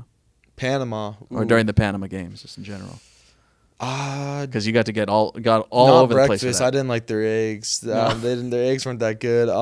We had like a really good like chicken dish. It was like a lemon chicken with some rice and some vegetables. I remember and we also got a lot of pizza, like Pizza Hut or Papa John's. How does that happen? You guys are in like these exotic places. I mean, you just get sick of like the chicken, and it was a lot of chicken and rice. But I mean, we had like Pizza Hut when we won the gold medal game, and that team was really stacked too. It was really cool to be on that team. That's so bizarre. That's so bizarre that you guys are that's how you celebrate. You don't get like to go out and do this incredible thing after. Well, we won the gold medal, and then we basically had to get onto the plane after. So yeah, it was like boom, boom, boom. Partied a little bit. We had like a fireworks show at the hotel that the parents bought, and it was really cool. So you're just walking onto the plane with a pizza box. Last one I have for you. Are you ever going to grow out the mustache again?